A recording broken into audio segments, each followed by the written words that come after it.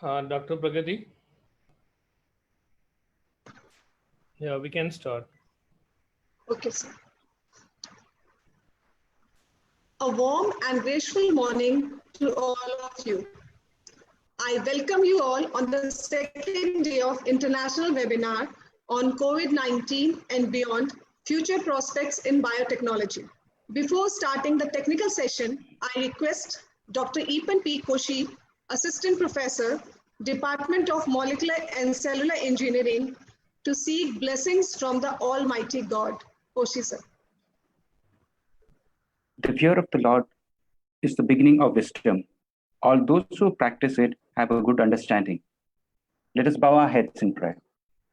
Thank you, Lord, for keeping us safe in your hands during this time of pandemic and giving us an opportunity to praise your name. O loving Lord, we come to the second day of the international webinar. We thank you for your mercy and kindness. We praise you for all the timely help given to us for successfully organizing this webinar. Thank you for all the eminent speakers who are sharing their profound knowledge. Bless them to delve into the depths of science and use them for the betterment of mankind. We ask your blessings on all the university authorities. Give them the wisdom to lead this university to greater heights. Lord, bless the organizers of this event. Strengthen them in all their endeavors. Lord, bless all the academicians, researchers, and students who are participating in this two-day event. Help them to use the knowledge gained for the benefit of our society. Lord, I submit today's events into your hand. Help us to have a successful and meaningful day. Bless the speakers with your wisdom to share their knowledge effectively and the participants to imbibe the knowledge shared. We ask your blessings on all those who are in the front line of defense against the pandemic. Shower your blessings abundantly on them. We ask your blessings on each one of us. Keep us safe in thy hands, O Lord. We ask this prayer in the mighty name of our Lord and Savior Jesus Christ. Amen. Thank you, sir, for leading us in opening prayer. Dear participants, hope you all have enjoyed and enlightened by the lectures given by the first day speakers.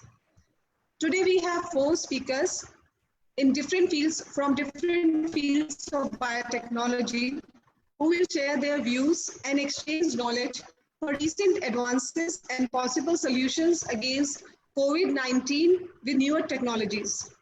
Now I would like to introduce the chairperson of the second day of international webinar, Dr. Rajiv Kant, Associate Professor, Department of Molecular and Cellular Engineering and Head, Department of Computational Biology and Bioinformatics.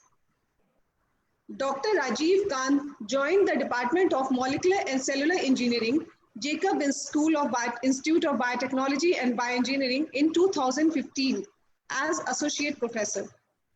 He has completed Masters of Science in Biotechnology in 1989 and was awarded Doctor of Philosophy in 1996 from All India Institute of Medical Sciences. He is currently teaching and guiding undergraduate, postgraduate, and doctoral students for their project work, dissertation, or thesis.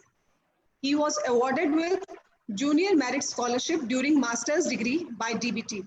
Dr. Rajiv Kant has qualified NET thrice and was awarded with Junior and Senior Research Fellowships during doctoral studies by UGC. Dr. Rajiv Kant has served as postdoctoral fellow at Bar Ilan University, Israel, Michigan State University, USA, and University of Michigan, USA. He was a recipient of postdoctoral fellowship awarded by Department of Defense, USA. He has also served in pharmaceutical industry, Ranbaxy Research Laboratories as group leader for 6 years. Dr. Rajiv Kant has also worked as professor in biotechnology at Karunya University, Coimbatore, India from 2011 to 2013. Currently, he has more than 21 publications, including 2 patents and 7 gene bank submissions. He has also participated in various national and international conferences. Now, over to Chairperson for the second day, Dr. Rajiv Shah. Thank you, Madam Pragati, Madam. Your kind words. We start this proceedings thanks to all the organizers. First lecture will be by Dr. Saurabh Dasari. Dr. Dasari is currently a postdoctoral fellow at MD Anderson Cancer Center, USA. Dr. Dasari obtained his PhD in Molecular Reproduction and Development, Indian Institute of Science, Bangalore, India in 2012. He completed his first postdoctoral research from Weizmann Institute of Sciences, Rehovot, Israel. Dr. Dasari is an experienced researcher in the field of epigenetics, autophagy, and cell death. He has published 20 papers in peer-reviewed journals like Cancer Metastasis Review, Cell Cycle, Cell Death Differentiation, Gene Complement Endocrinology, Mechanism of Development, Molecular Reproduction and Development, eBiomedicine Journal, Oncogene, etc. All journals of international repute. He is actively involved as an editor and reviewer in various international journals. He is member of the various international bodies. Now, I'm really surprised he's so young and he has achieved so much. I think we need to hear him more than me. Over to Dr. Dasari. Dr. Dasari, please. Thank you very much, Dr. Rajiv Khan. And I would like to thank all the organizers and the Dean and the administration of Schwartz for giving me the opportunity to discuss about the current pandemic, which is COVID-19. So with much further ado, I would like to share my screen and try to discuss some prospects about it.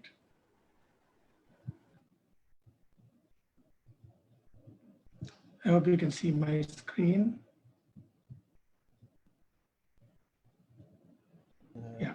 So today's talk would be on the COVID-19 perspectives, looking at what is known in the past, present, and we look forward to the future.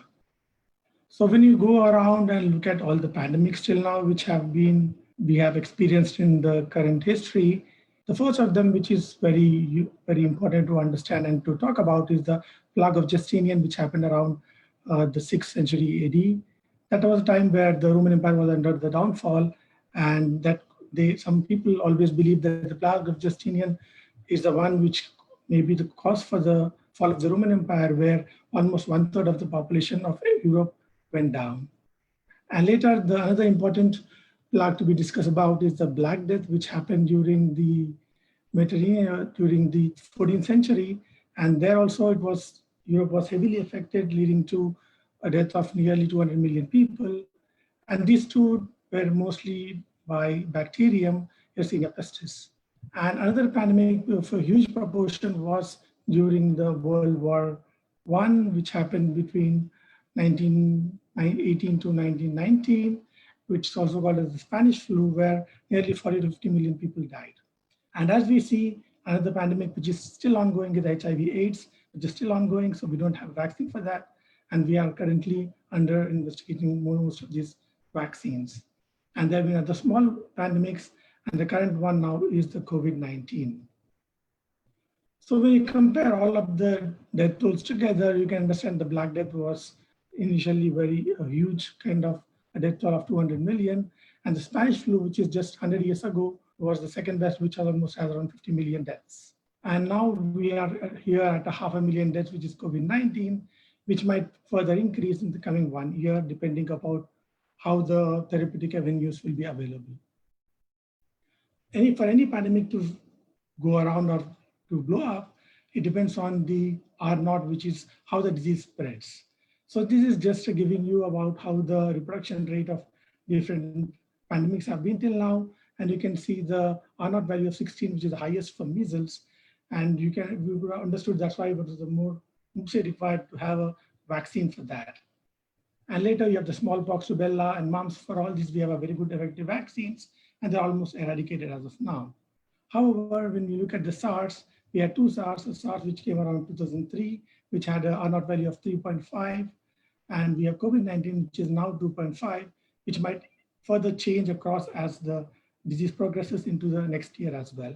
So this is still ongoing, and it might be as good as the SARS in 2003, or maybe even huger than that one. Hence, we need to have an effective strategy to, or effective mechanism to bring it down. So coming to the top 3 nations now, which have a huge rise in the total number of cases, the first being USA, then Brazil, and now India. And all are 3 still in the log phase, and none of them have reached the saturation phase, indicating that it is still ongoing pandemic, and we are not sure when we'll reach the plateauing stage. And initially, when the pandemic started, there was a lot of hope about how to flatten the curve. And these were 2 epidemics, but when you don't have any measures to contain, where you use the purple graph, you can see that it goes on, picks up, and there will be a lot of deaths, and then it comes down. And what was thought about is like, if we can contain it by social distancing and using proper hand hygiene, you could somewhere flatten it, and thereby it will be under the healthcare system, which it can uptake it, and thereby the pandemic will be under control. However, what we see in the last 2 to 3 months is that we are not on that path, and we might be somewhere on this red line, which is still ongoing. And this, how long we'll stay on this kind of curve depends upon what kind of strategies we use, what kind of vaccines are available, or what kind of other techniques that we will be using to bring it down. So I'll mostly be talking about the available vaccines that we have, and also look at how this virus is progressing. And it's good to be talking on the second day, because on the first day, a lot of what was spoken about the coronavirus and how it propagates and the different proteins involved in it. So I will skip all this information and talk about how the virus affects the human or the cells. So the virus comes in contact with the host or human cell. It binds to the ACE2 receptor on the human cell, with which it undergoes endocytosis. And once it's endocytosed, the RNA from the viral RNA gets transcribed and translated, and also it replicates in the cytoplasm, leading to further assembly of several virions, which will assemble and get released outside of the cell. Once they're out of the cell, they will be picked up by antigen-presenting cells, which will pick up the virus, break into small pieces, and present the small epitopes on its surface using the MHC class 1 molecules. And these are generally identified by the T helper cells or the white blood cells. And these T helper cells will identify the peptide, and then they will further transduce the information to the cytotoxic T cells, the B cells, which will form the antibodies.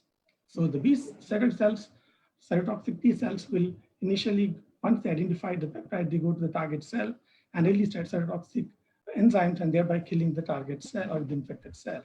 Whereas parallelly, the B cells. Dr. Dasari, can you be a little louder and clear? Oh, sorry. Okay. Thank you. I'll be a little slow. Yeah. So the B cells will start producing the antibodies, which will help in neutralizing the virus, and thereby it will bring down the viral replication. And these kind of B cells have a long-term memory, and they can produce antibodies across for a longer period of time, sometimes for months and sometimes for years.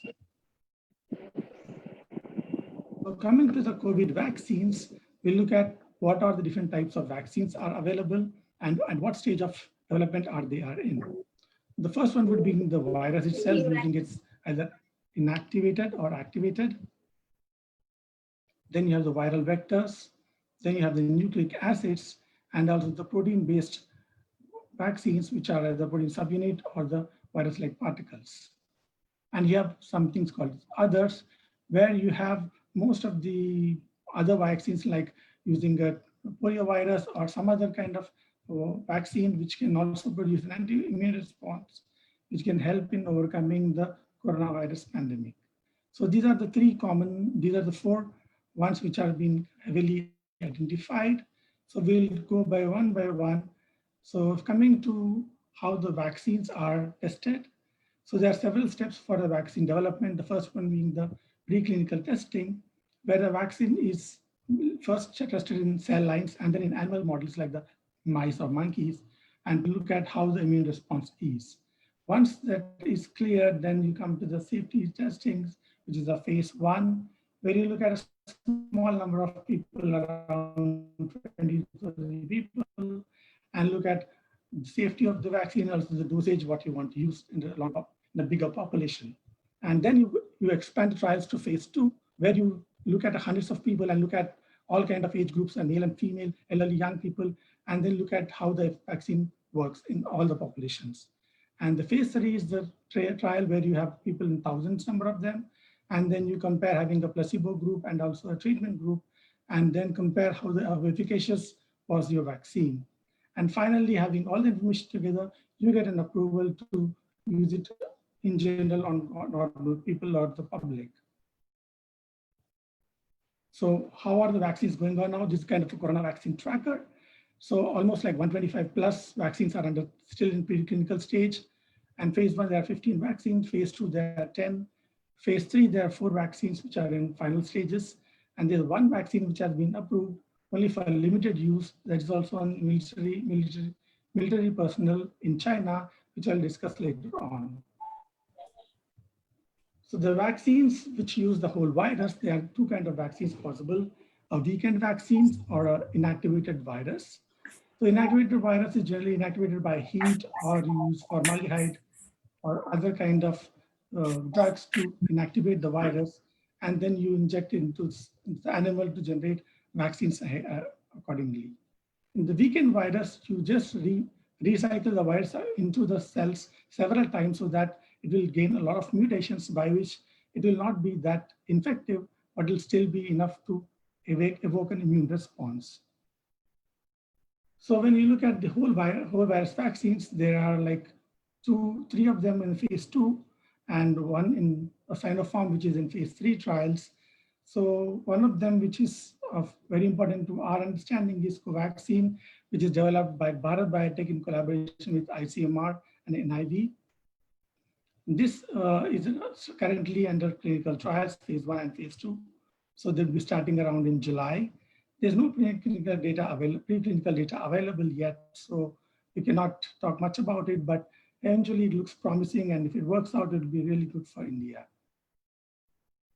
The other interesting coronavirus vaccine available is from Sinopharm, and they have some preclinical data which is published in Cell Journal, and here they have used the whole virus, inactivated it, and then they've injected it into monkeys, and they have shown that you could see a very good significant response by this vaccine, and you could see that by using a 2 microgram and 8 microgram dosage, they could see that the viral level was completely down in the lung of these macaques.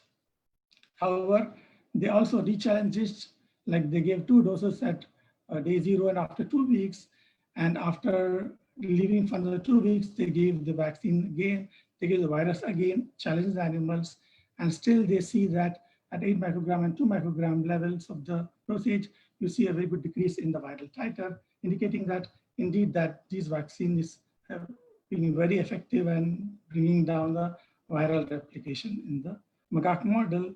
And currently it is in the phase 3 of the trials, and we'll be looking forward how this vaccine would be coming out. And the other vectors which are available is the viral vector vaccines, where you have the replicating viral vector vaccines, or you have the non-replicating viral vector vaccines, where you use an adenovirus or some other virus, and you incorporate the gene of coronavirus into it, and then use it so that you can get an evoked response. So as adenoviruses have been commonly used, the approval rate would be quite faster for these kind of vaccines. So what we know about the vaccines which are under trial, there are several on preclinical trials, and there are 2 in phase 2 and 1 in phase 3. And the one which is being released to be used or approved for limited approval is CanSino Biologics, which is a company in China. And they have released it, and that they have some clinical information about the first clinical trial that they have done. And in the first clinical trial, they have used around 108 patients, and they had 36 patients in each group, like the low, mid, and the high groups. And they found that there were no serious adverse effects, and that means that The vaccine was well tolerated among the population. And also they found a very good immune response to the coronavirus antibodies levels, and it was also very stable until 28 days post-vaccination. This is one of the promising vaccines which we have to look out for in the next few months to be coming out. The third kind of vaccines are the new generation vaccines, which are the nucleic acid vaccines, like the DNA or RNA vaccines. Here, generally, they will use a lipid nanoparticle kind of a formulation, which would be used to package this RNA or DNA and thereby deliver it into your host cells, which will further be transduced into the immune system. So what are the genetic vaccines, like the DNA and RNA vaccines? So all the ones which are labeled in red are the RNA vaccines, and in blue are the DNA vaccines mentioned here. So the phase 2, one which is very promising is the Modular Trial, which is a US-based company which has some preclinical information which has been published. So the Modular Trial used the spike protein, and they have used a modified version of the spike protein mRNA, and they encapsulate into a lipid nanoparticles and thereby deliver into the lungs directly. And here they could see that using 1 microgram of the RNA was enough to bring down the viral replication by looking at the plaque forming units or the viral plaques in the lungs. And they gave 2 doses, and they followed up until 6 to 8 weeks, and still they could see that the viral load was low at higher mRNA concentrations.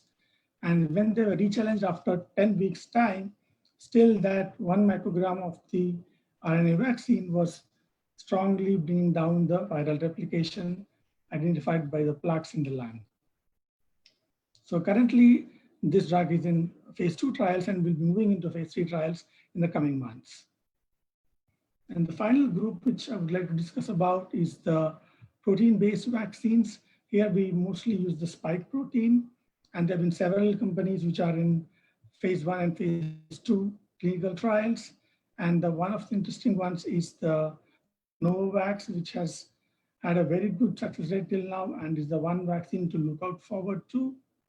So this Novavax is also dependent on the spike protein, and the interesting part is that they tether the spike protein onto lipid nanoparticles, and they have a adjuvant called matrix M, and this matrix M adjuvant increases the immune response to a greater extent. And when you look at the anti-SARS-CoV-2 IgG presence, even at 21, 28, and 35 days, with the adjuvant, you see a very good increase in the amount of IgG of SARS-CoV antibodies available, indicating that this could be a promising antibody to look out forward, antibody vaccine to look out forward to. And the important thing that they have done here is they have used both mouse model and macaque models. And the baboons, they found a very good immune response, and they could see anti-SARS vaccine antibodies in them. And they also compared it with the convalescent IgG from humans who were previously infected with the virus. And when they compared the amount of antibodies in the convalescent sera and the amount of antibodies in the baboons which were infected with this therapeutic, they found that they were almost comparable. And here you don't see much difference, but actually it is plotted in the log phase, in the log scale. So though they look similar here, the amount of antibodies produced in the baboon model or in this specific vaccine is almost 8 to 9 times higher than what we see in the normal convalescent sera, indicating that this viral, this kind of vaccine is a very good in creating an antibodies against specific to the SARS-CoV vaccine. And this is kind of a promising one, and this being in almost in the preclinical to now into clinical trials, this would be a very important vaccine to look forward to. So there will be a lot of questions about how to develop a vaccine and what is the speed of the vaccine. Is it supposed to be fast track like what we see in many cases? So there have been a lot of debate on this for several years, and there's a new perspective which was published recently in the New England Journal of Medicine, where a lot of clinician scientists have looked forward and they produce their views about how to develop a vaccine and in a kind of a pandemic speed. So when we look at the recent pandemics which have occurred in the last 20 years, like H1N1, Ebola, Zika, and now the SARS viruses, we see that in most of the cases, we were able to develop vaccines pretty fast within like 2 to 3 years time. When you compare to the vaccines which were produced previously, like for the smallpox, measles, and other things, they took almost 20 years, even 30 years. And like for HIV, we don't even have a vaccine. So as the technology has developed, we have been being better in developing or making vaccines. However, we should also understand that we don't know when this pandemic will start and when it will end.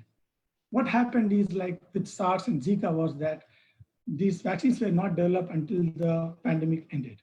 Though the pandemic started and it ended, only then the vaccines were available. So the market was lost. So for several cases, the amount of money spent to generate a vaccine was ineffective because the pandemic was already done.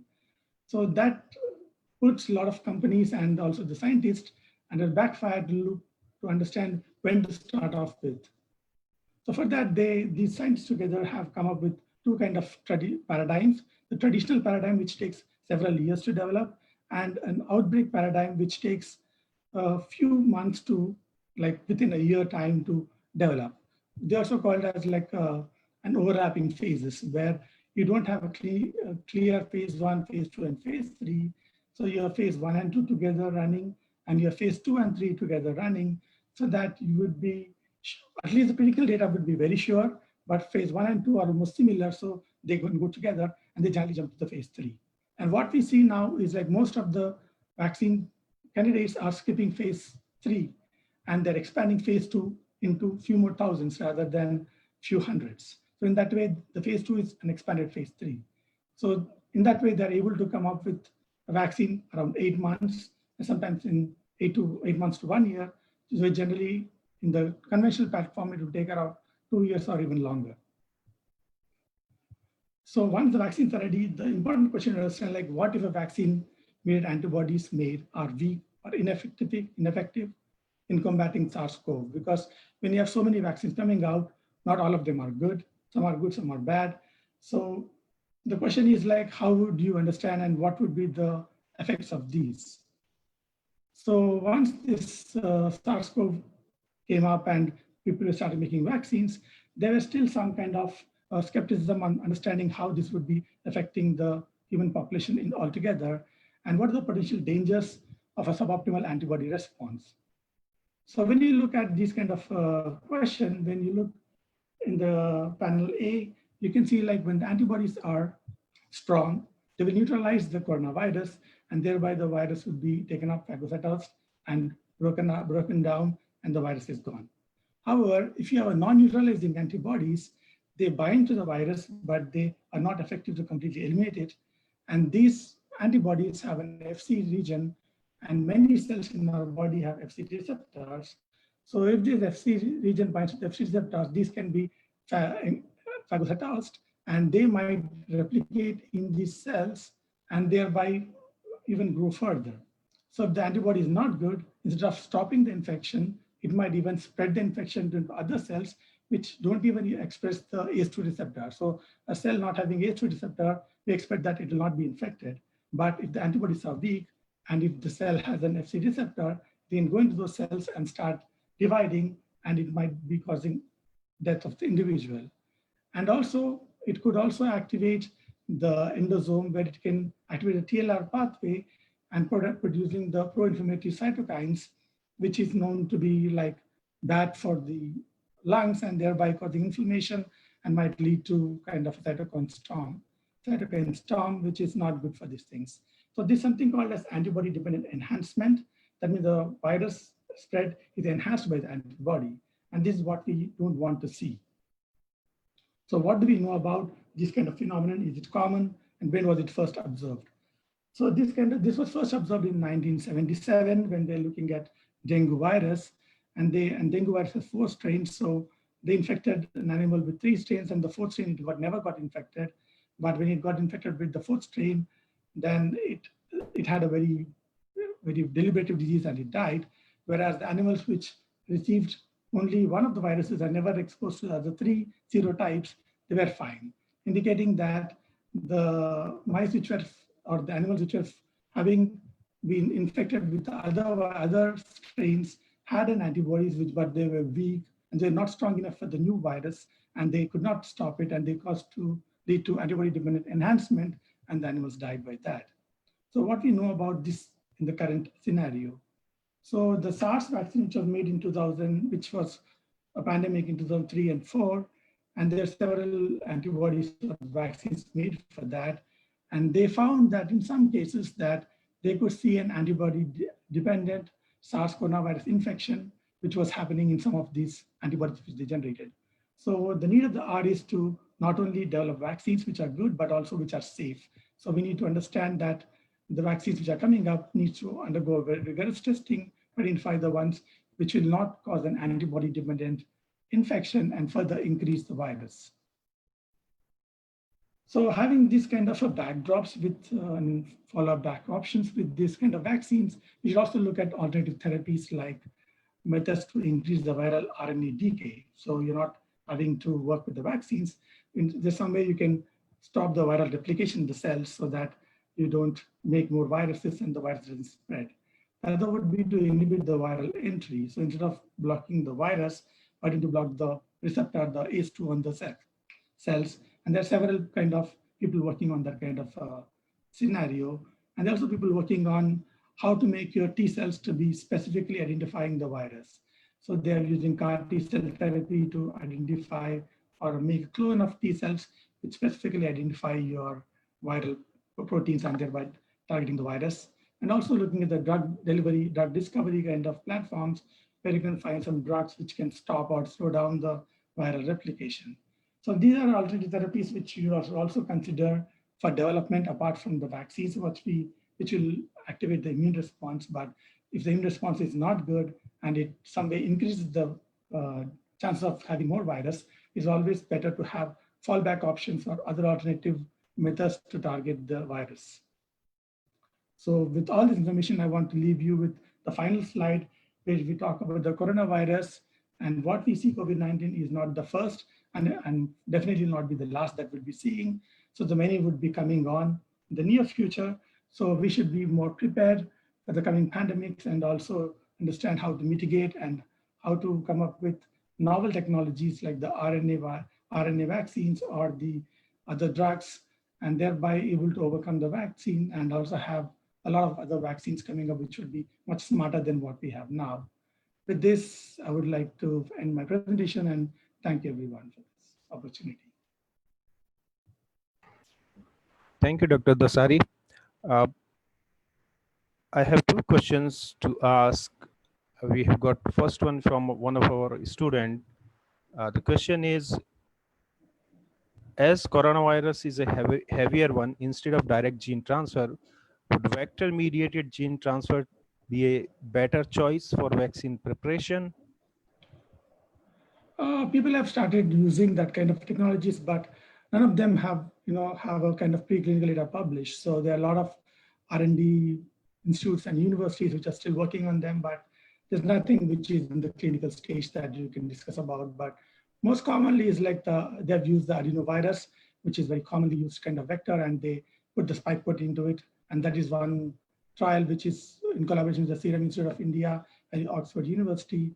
And they come up with a kind of that vaccine, which is the adenovirus backbone, but has the coronavirus proteins in it.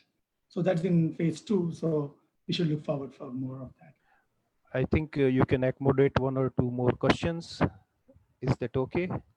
Yeah, sure, no problem. Another question is, sir, as DNA mRNA based vaccines are more effective than protein vaccines or vice versa, I mean, which vaccine is more effective in your view? The thing is, like, as of now, we have a good kind of track record for antibodies. So we have had experience with so many antibodies that we have developed or vaccines which are antibody based. So we have a platform for that, and that is for sure will work. But the RNA vaccines which are a new kind of technology, and we don't have much amount of information of how they will do in a clinical setting. So we have to wait and watch. So maybe the next 10 or 20 years is the time where you see a lot of recombinant vaccines coming up, which would be mostly based on RNA or DNA based, directly in like a lipid molecules rather than having a viral backbone vector to it.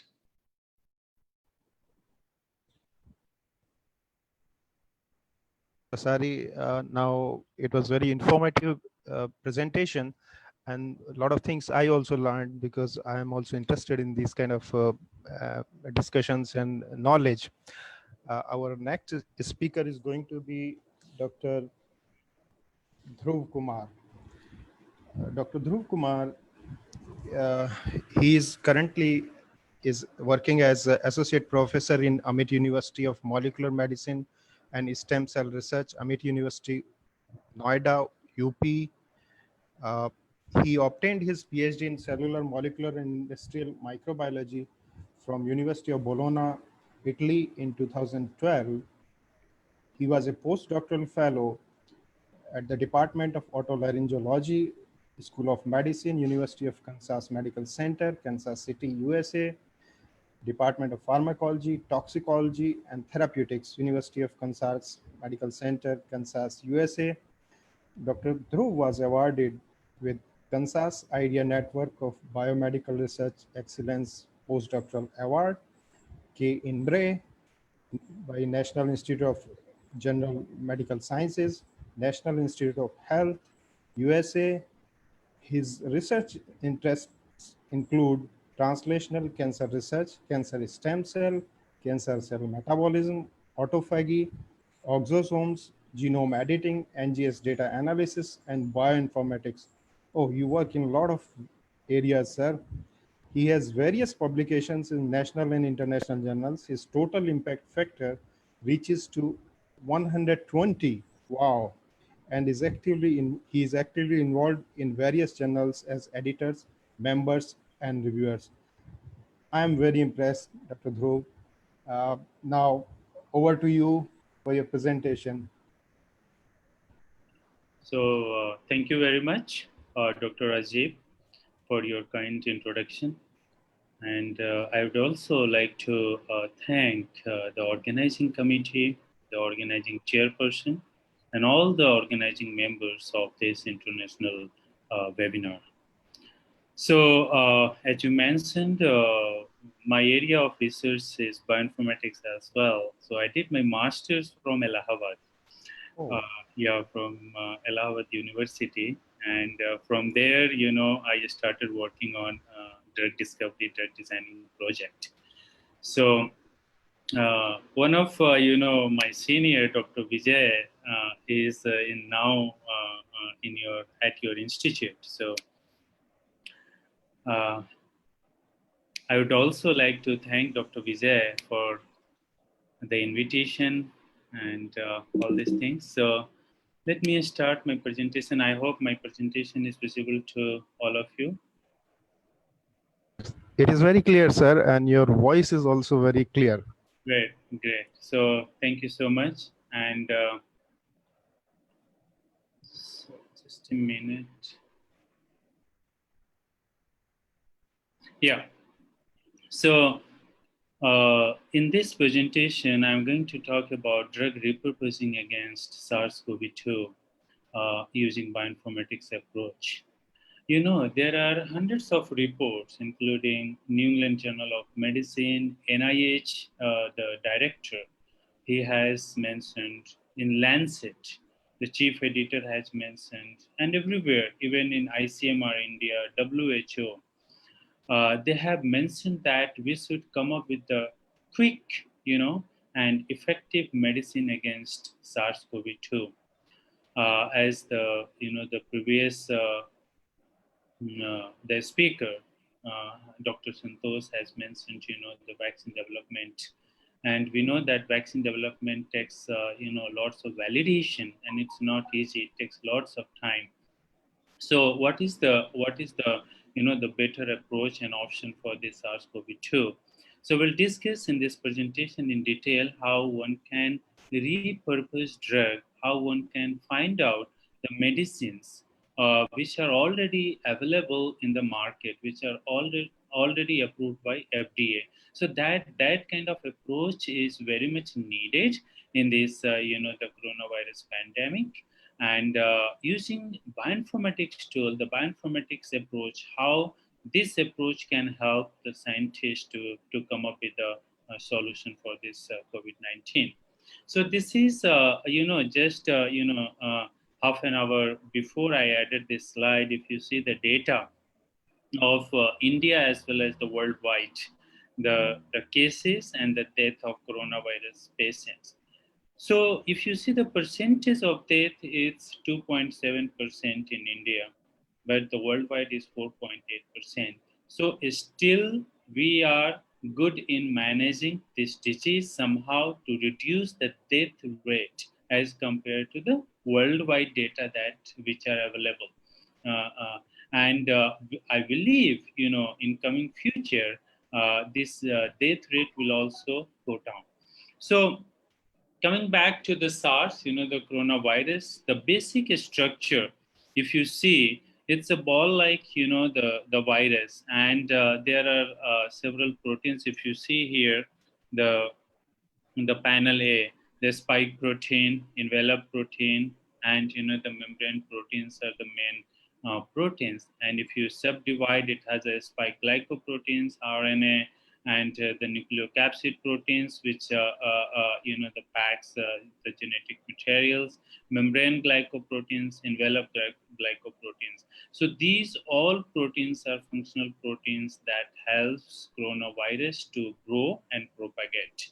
And in the panel C, if you see this picture, this is a picture taken by electron microscope of coronavirus, and how this virus is getting, the ruptured, and, these spike proteins are presented here. So this is the real picture of coronavirus, SARS-CoV-2. Now the question is, from where this virus has come? There are lots of papers now it is available based on the genomic sequencing of the different strains of SARS-CoV-2, and the different strains which are obtained from different carriers. So like a bat, camel, pangolin. So the scientists, the researchers, what they have concluded based on their sequence alignment data, that the 95%, 94% similarities they have found between humans and the coronavirus strain isolated from bat. So they suspect that this virus came from bat. Initially, it's originated from bat, and then the secondary intermediate, through the secondary and intermediate host, it came to the human. But still this is not clear. So this is just the experimental data, the prediction based on the sequence that we got. Now the mechanism, Dr. Santosh has very well explained the mechanisms, how this virus infects the human. The primary site for the infection is lung, but if you see, it takes 3 to 4 days. Whatever the experimental data, clinical data, if you see, it takes 3 to 4 days to transfer from buccal cavity or from nasal cavity to the lung through throats. So there is a potential, chance, and the good chance to stop this virus when it, someone gets infected, and during the early infection.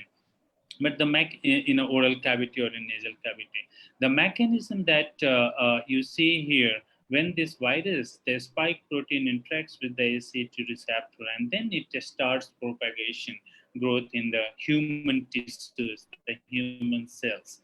And then thousands of the viruses gets released from the cells, through the viral replication process, and it infects the other parts of the body. Now the question is, what are those machinery, what are those systems that allows these SARS-CoV-2 to grow and propagate in human body, in human cells? Okay. So there are certain proteins, certain machinery that allows this, the virus to grow, like, the main protease, RNA-dependent proteins, These are several other targets, the machinery that allows this, virus to grow and propagate in a human cells. So if we can target those, then we can inhibit the propagation. Now coming to the symptoms of, COVID-19. Now, the common symptoms as released by WHO, the newsletters, the common symptoms are headache, running nose, dry cough, the sore throat, general feelings of the fatigue and exhaustion. Now, 70 to 80% cases are coming up with the asymptomatic, where you will not be able to see all these symptoms: the fever, body temperature, headache, sore throat, the pneumonia. All these things are you will not be able to see in the asymptomatic patients with the COVID-19 infection.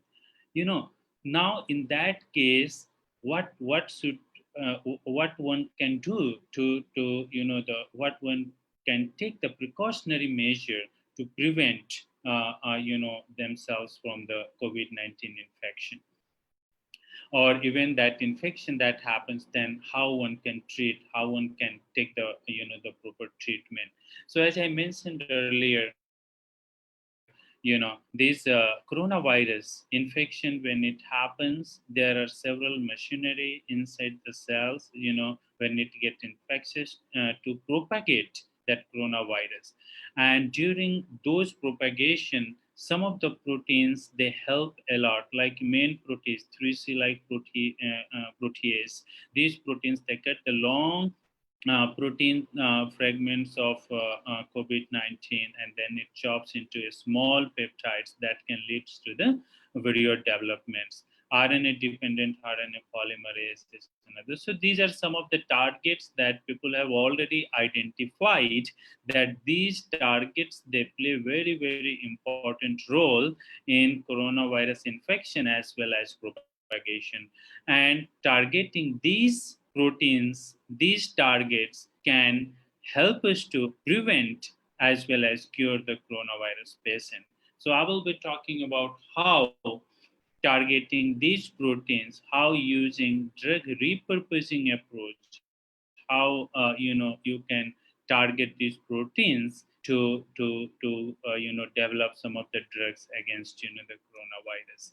So the traditional drug discovery approach takes long time, 10 to 15 years to develop one molecule. It's not so easy as compared to the drug repurposing. Drug repurposing or repositioning approach, it takes only 1 to 2, hardly 3 years to come up the molecules against any disease.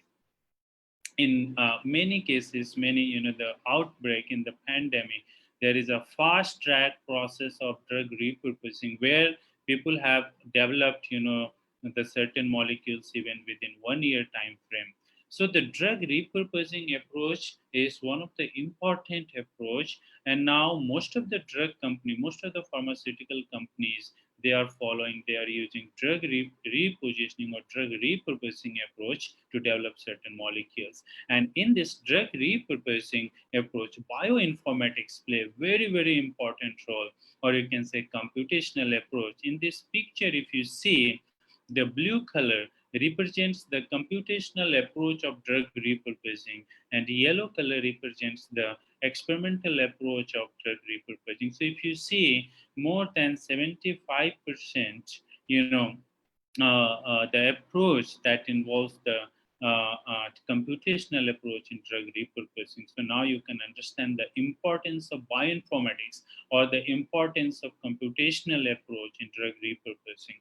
So 3-4 months back, we have published one article in Chemical Biology Letters, where we have demonstrated how one can use FDA approved antiviral or the FDA approved drugs to repurpose against coronavirus, where we have also used plant derived the active components against the selected targets of this SARS-CoV-2 to repurpose drug molecules. So we have screened more than 2,000 FDA approved drugs, and also around 2000, the plant-derived active components. As you can see here in this table, we have screened several compounds, and where we found that the certain compounds derived from plant that is called Wittenia somnifera.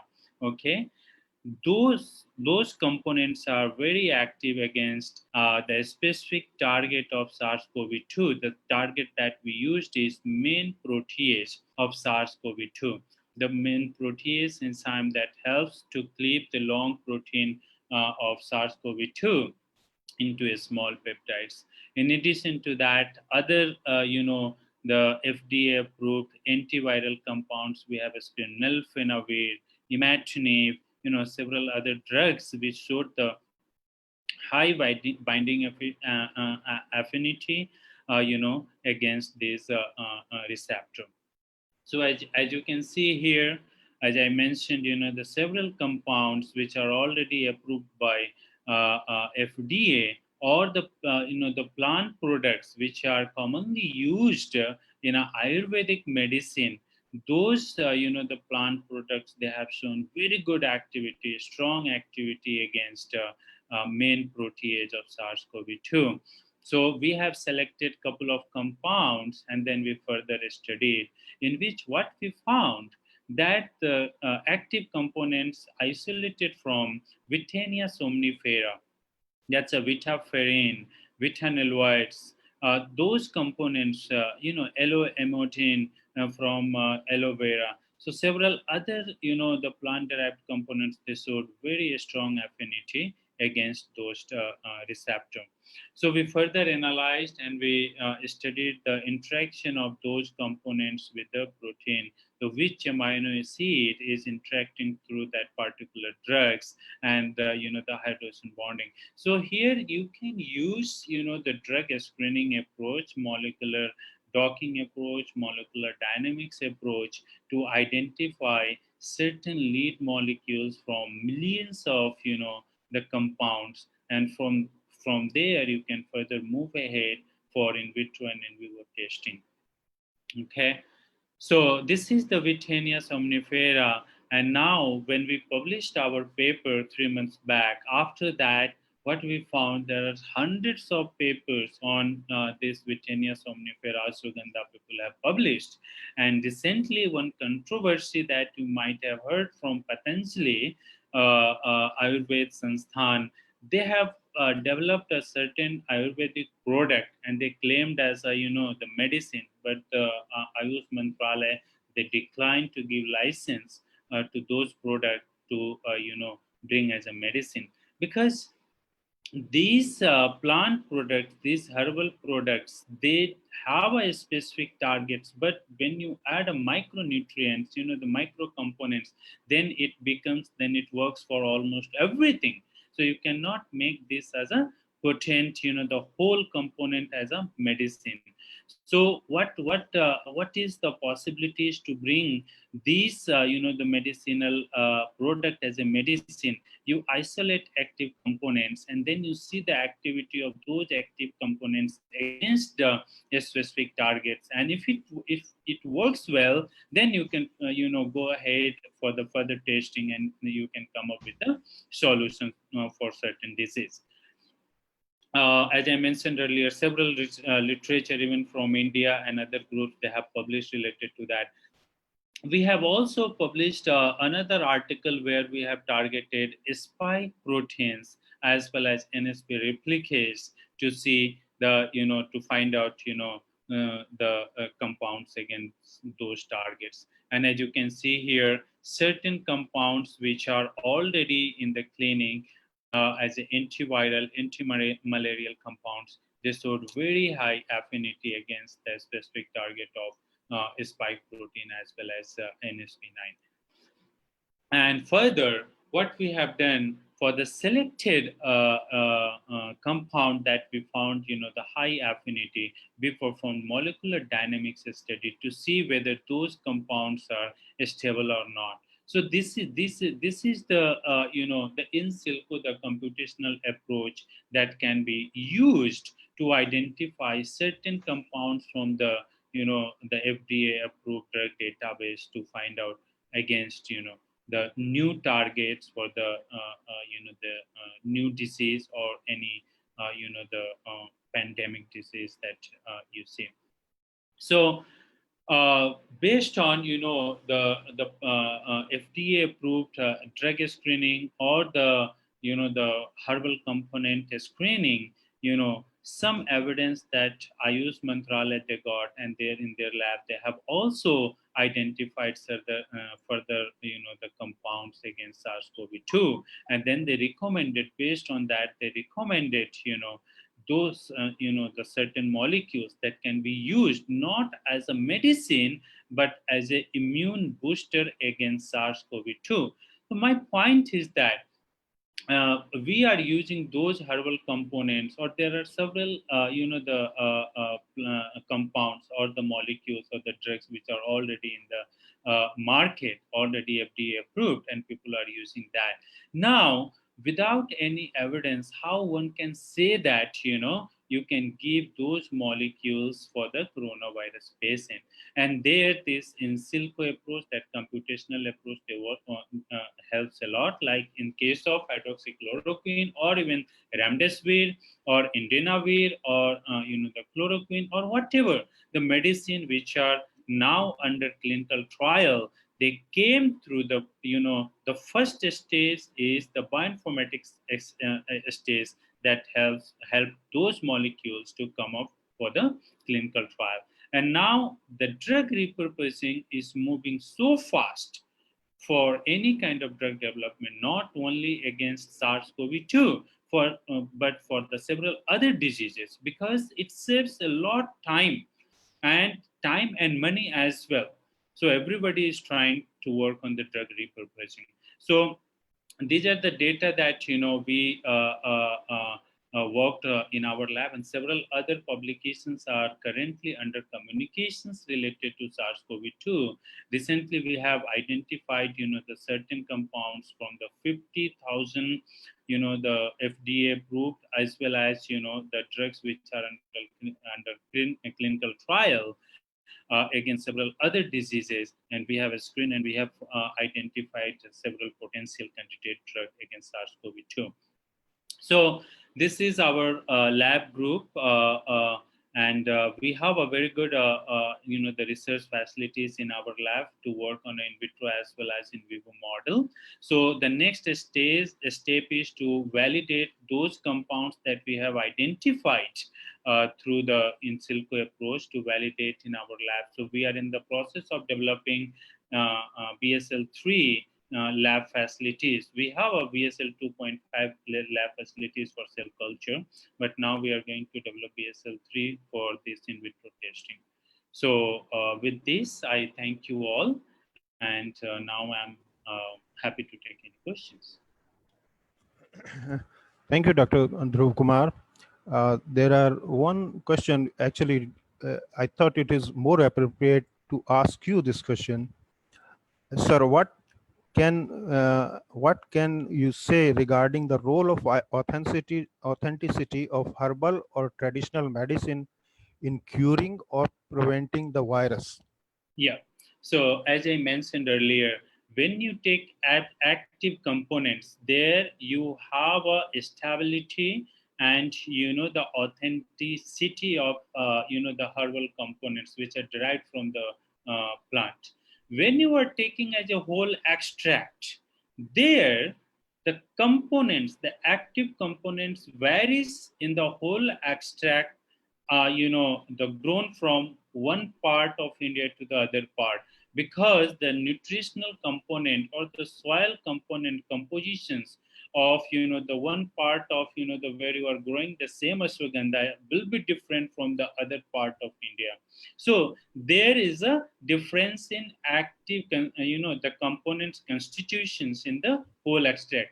But as long as if you are growing the plant or herbal products at the same place, you will find the more or less the 90-95% similarity consistency in your the herbal components. Now the authenticity as you can, see, Ayurveda is not, the new tradition. Even 10, 20,000 years back, the people, they were, using this Ayurveda concept, the herbal product, and still we are using everything, all these medicinal components. We are using tulsi, cloves, and everything in kadha, in chai. So what does it mean? Means you are taking micronutrients, micro components through these plant products. And as I mentioned earlier, if you are taking as a whole extract, it doesn't work for the specific target. It works as a whole component where the micronutrients helps that active nutrients to work better. This is the reason why when you take, the turmeric, which has a curcumin, it is always recommended to take with the black pepper. Why? Black pepper has a paparin that helps the absorption of curcumin. If you take curcumin alone, similarly the micronutrients. So there is no question of authenticity of herbal product and the herbal medicine, as long as you are taking the right thing, okay, the original thing. If someone is mixing something else in the herbal component, then you might find, some kind of, the differences. But as long as you are growing in your own garden and you are taking those components, I don't think there is any problem in taking that. Thank you, Dr. Kumar. I have a question for you. Can I ask? Yeah, sure. What I have seen with herbal medicine generally, like in traditional Indian Ayurveda, whole preparation is given, which is not based on extraction of particular compound from those.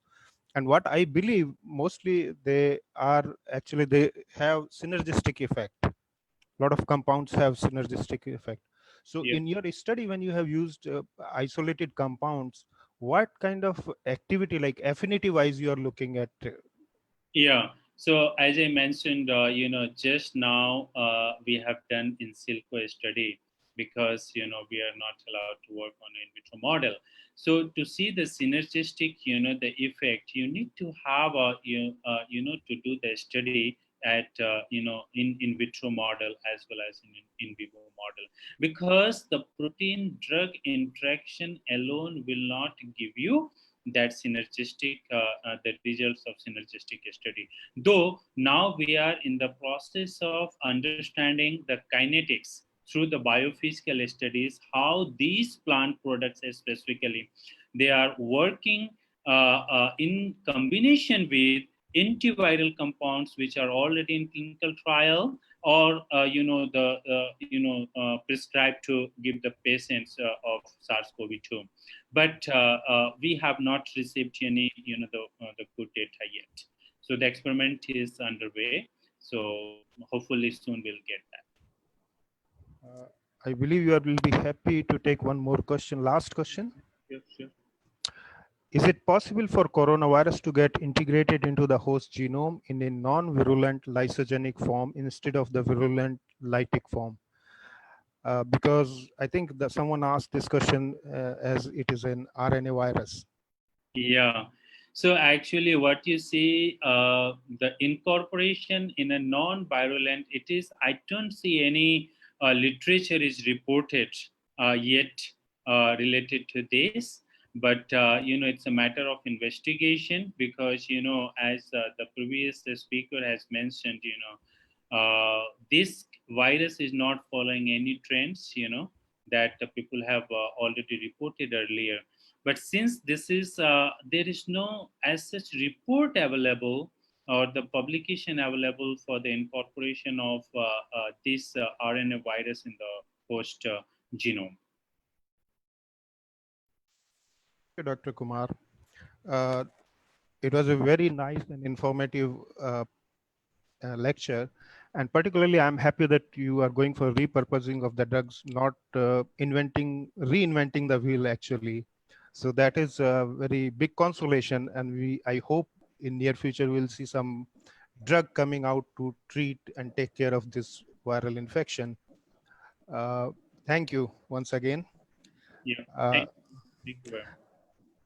Now, our next speaker is going to be Dr. J.P. Mehta. Dr. Mehta graduated from Schwartz. Wow, he's our own alumni, and post-graduated from GB Pant University of Agriculture and Technology, Pantnagar. Dr. J.P. Mehta did his PhD from Dublin City University and followed on his research journey at University College Dublin before co-founding Seacombe Limited. His specialization includes working of translational genomics and artificial intelligence.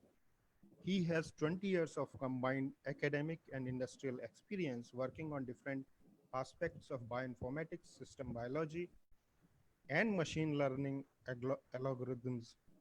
During his research, he has contributed to 26 peer-reviewed publications, 4 book chapters, and 1 book.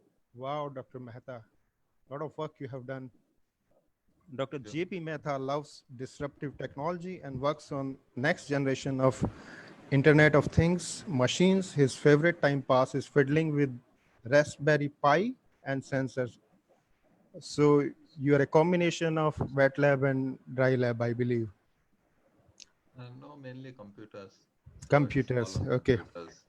Okay, it is nice to have you, Dr. Mehta. We'll also get some industrial perspective also in this COVID-19.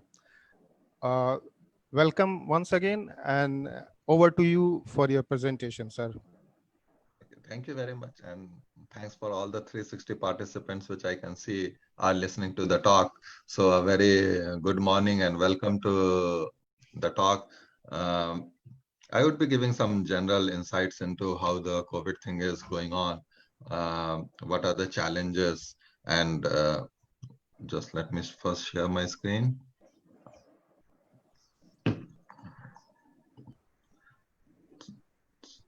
So is my screen visible to everyone? It's visible, sir. Go to presentation mode, then we can. Okay. Great. Okay. So the topic that I am covering today is the COVID-19, the unanswered questions. So obviously I won't be telling you all the answers, but I will be leaving you halfway to wonder what the answers would be. That's where the challenges for any of the biotech students or the researchers comes in. So let's dive in. Like COVID-19 is everywhere. As we know, it's in our life. It is affecting everyone from economy to how we socialize and how things are turning up. And but see, everyone is very much scared of COVID-19. So I thought let's start with some positivity and we can further see how what are the challenges. So next graph, which I am showing you, is the graph from the UK. And when the COVID-19 thing first started, the death rate was very high. It was 6.5% among the hospital admitted patients. Now that has come down to 1% in just 2-3 months, which is a great achievement. The achievement is by the doctors probably because they better understood how to take care of the patients. Or there may be a possibility that the virus is in some way reducing its virulence. So mutations are something very natural that happens to the RNA virus or any virus basically. And the mutation advantage would be to the virus, which can spread more, rather which can be a lethal more.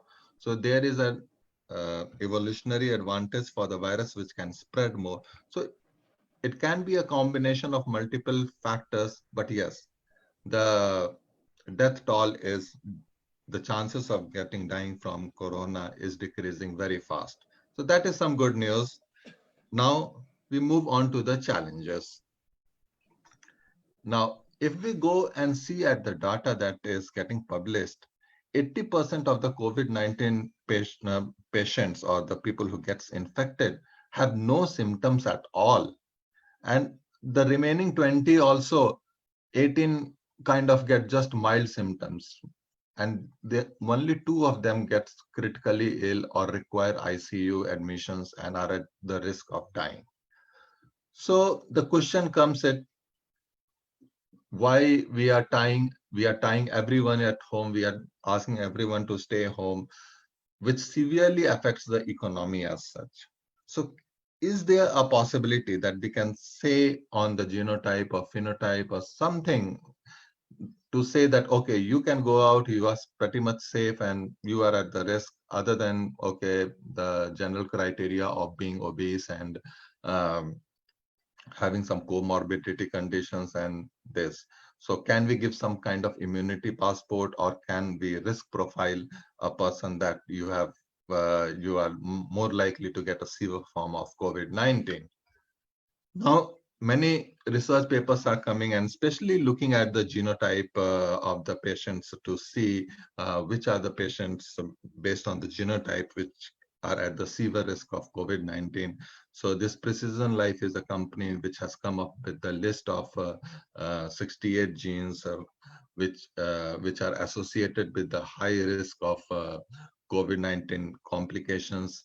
Now, there are lots and lots of publications that are coming up relating genes to the actually how it relates with the infections and how it interacts. So for the audience, if you are listening to it, the discussion is still open. Every day there are new papers coming up which are relating it with the gene. Now it may not be the gene, because if it is the gene, the younger crowd would be also getting affected, but the younger crowd is kind of saved from COVID-19 mostly. So it might be the immune profile, or we don't know what it is, but definitely we know that genes has roles to play in this scenario. So even if we genotype a person or combine it with other informatics, is there a potential to develop an algorithm or an app to risk access people who can get a severe form of COVID-19? So that's the first thing. You can keep trying to explore more and more. Now, the second big challenge comes in the hospitals, and that is predicting the clinical outcomes in hospitals. Now, patients are doing very well, and suddenly they deteriorate very, very fast in as less than as in 24 hours. And many times with so high number of patients, it's very, very difficult to risk access which of the patient is going to go critical. And that's where a lot of patients are not in time transferred to the ICU and ventilators, and they die. Now, to understand this and how to predict whether a person is going to get very serious, we need to understand how the virus kills the person. Now, the truth scenario is that the virus doesn't kill the patient. For most of the patients, it's the cytokine storm that kills the patient. So what happens in response to the virus attack? The virus, the body defense gets activated. And that is something very natural for the body defense to get active. But what happens in some small percentage of patients, that they go on an overdrive. The cytokine go on an overdrive, and apart from killing the cells infected with virus, they start killing the normal cells. And this is the reason that most people die, because there are so much of activity, so much of pus formation, the veins and the arteries start leaking, loads of garbage gets collected. There is literally the lungs drown itself in the liquid itself. So there is not a single cytokine, there are a lot of cytokine. Scientists have studied a lot of these molecules, IL-6 and C-reactive protein and ferritin, to be involved in this cytokine storm. The question comes, why for some patient it doesn't happen? Rather, most of the patient this is not going to happen, but only for a small percentage of patient it is going to happen. They are looking at the mutations in the some of the specific genes and correlating. So PRF1 gene, which codes for the perforin protein. So this protein goes and basically pokes the infected cells and kills it. But in the cytokine storm, it might be due to the mutation in these genes that it starts poking the healthy cells also. Then there is a gene LYST. This is a kind of a garbage collector and lot of debris that is there in the war of among our immune cells and the virus, and it is not able to remove those garbage. So it might be mutations in the LYST gene. And the most difficult questions that comes to the doctors is, can they reduce the immune response? And that is possible. And they are very common drugs like steroid. If the patient is given steroid, the cytokine storm will reduce. But reducing the cytokine means our defense mechanism is not going to able to fight the virus itself. Rather, the capacity will reduce. So basically, we are reducing our army. So what time that has to be given is something like we have to precisely know when the cytokine storm is started. Now, apart from that, there are many targeted knockdowns of specific cytokines, and they are used for arthritis and this. So there are dozens of such medicines already available, and it is just about repositioning the right drugs.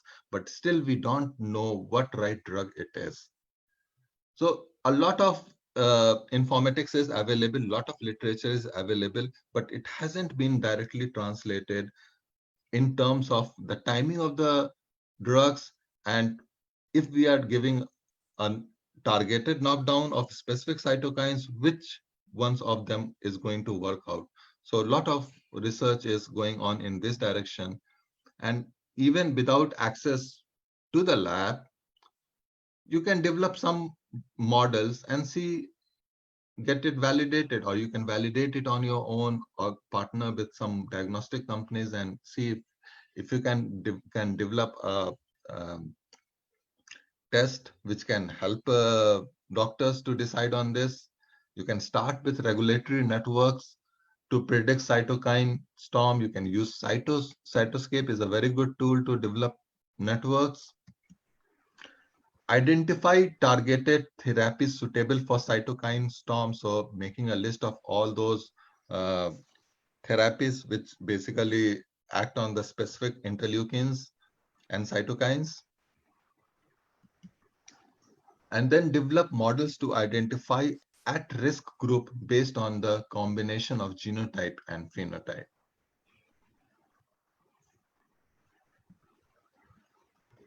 So now the last thing, and this is kind of everyone wonders, how will it all end? Now, we are in the state of the corona fatigue now rather than corona itself. So corona fatigue is damaging more than corona. And this is the one thing that everyone wants. How will it all end? Now, to understand this, let's take a two kind of scenario. One is we get a vaccine, we get vaccinated, and everything is going to be fine. But the nearest vaccine is also kind of quite a long. The Oxford one is saying December. So even if it comes in December, the first level are the healthcare workers, they will get it, then senior citizens will get it, and the common people will be the last to get it, which might be another 6 months because there is always a production chain and those type of things. Some promising ones are coming from India, but they are too early to say anything about that. So if the vaccine comes, okay, that's fine, but there's no vaccine which is going to come in coming 6 months to my assumption. So countries like India and USA compared to the other side of the countries like Europe and New Zealand and those type of things. So the country here in Europe, they have enforced lockdowns. People have followed it, and our the disease has mainly subsided. Now, to explain it, how it works, we are heading to the herd immunity, basically. We are at the peak, in India, we are at the peak of the corona crisis. And we are very shortly going towards the herd immunity. To understand all these things, there is a one critical word that comes in this, and that is an R value. Now, R value is one person, how many people it is able to transmit that disease. So if the R value is one person is going to infect one person. If it is more than one person is going to infect more than one. And if it is less than one, means it requires two persons to infect one person, basically. So if the R value is going down, the number of new infected cases will go down. If the R value is going up, the number of new infections is going to increase. Now the R value for India is above 1, so you will see daily more and more number of people getting infected till the time we reach some sort of herd immunity. Now, the second map that you are seeing is the lockdown effect. And this is the typical lockdown effect that happened in the UK. This graph is for the UK. So the R value was 4 initially, means one person was spreading to 4 persons. And then the series of lockdowns happened and the R value dropped below 1 to a kind of 0.6, 0.7. So it's now the number of people getting infected is getting lower and lower. But this also makes the chance of getting a second storm of infections later, sometimes in September, October, when it is a flu season in Europe, basically. Now, India is still having an R rate of greater than 1, means the number is going to increase. So where it is going to end actually, without the vaccine. So this is a typical diagram that you can see to understand the herd immunity. So green is the ones who are immune. Now, immunity can be obtained by vaccine. And if there is no vaccine, the immunity is obtained by getting the disease and recovering it. So every person who got the COVID-19 and recovered is immune. Then there are some non-immune persons. So when the number of immune persons or the number of people who get infected goes up to 60 to 70%, we call it herd immunity. Because in this scenario, the infected person will not be able to reach to the non-immune person because there is a barrier of the people with the immune profile. So kind of the disease will be subsided to a very, very low level or probably unnoticed. There is, and when it is going to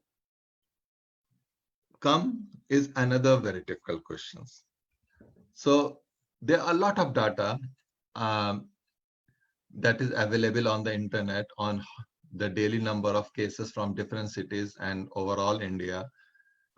You can see the trend, you can map out the trend, you can apply some of the very strong algorithms, mathematical models, and come up with the end point. If you ask me, it might be the end of this year or maybe early March when everything will end on its own. And there is a likelihood that Corona will leave the world for good, just like its predecessors like SARS and MERS. And the reason I am saying that it will leave for good is because there is no secondary host till now.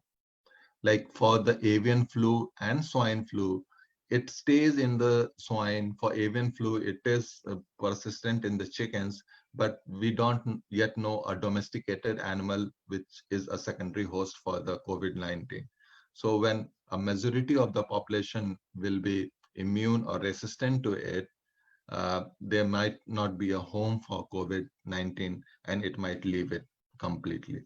So with this thought, with a lot of questions for you to answer, I am open to questions now, and you can always contact me on my email. It's jmehta@yahoo.com. And yeah, if you have questions, you are most welcome. Thank you, Dr. Mehta. It was a nice presentation. Actually, you give a lot of things to think about before we conclude that the pandemic is over or vaccine is going to come or drug is going to come. There are a number of nitty-gritties that we have to address. I have some questions. I believe you'll be happy to answer them. Yeah, This sure. particular question is from senior staff member of the university, Dr. Abhilasha Lal. She's asking, asymptomatic patients, which are almost 80% shown by research, immune system, asymptomatic patients' immune system are potential candidate to target for drugs against COVID, or patients healed after COVID are the potential candidates for drug discovery. She's asking basically whether who have recovered, they are more important, or asymptomatic patients which did not show any symptom and they recovered. Neither of these two, actually. For the drug discovery, it's the 20% of the patient on which the symptoms actually appear. They are the ones on which the drug can be tested, because asymptomatic patients, they don't show any symptoms. Even probably their immune profile is very good, or they might have already previously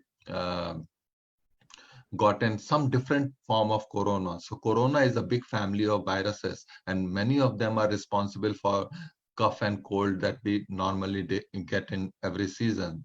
So this is just a kind of a variant, which is a much more lethal form of corona. So working on them is not going to help us at all. Similarly, the patient who have recovered, if they have recovered, the only thing you can work in is to how to give them an immunity passport. Like many countries are working around this, that can they give their people immunity passports so that they can go out and about and do any work without getting a fear of getting infection. So the ideal people would be those few percentage who are getting into hospital in serious conditions. Another question is from Dr. Soundarya Bandopadhyay. Is the case of death due to COVID-19 infection like an autoimmune disorder? Is this the same reason that it was once said that hydroxychloroquine may cure COVID-19, since hydroxychloroquine is sometimes used to treat rheumatoid arthritis? Your views? Yes, actually, yes.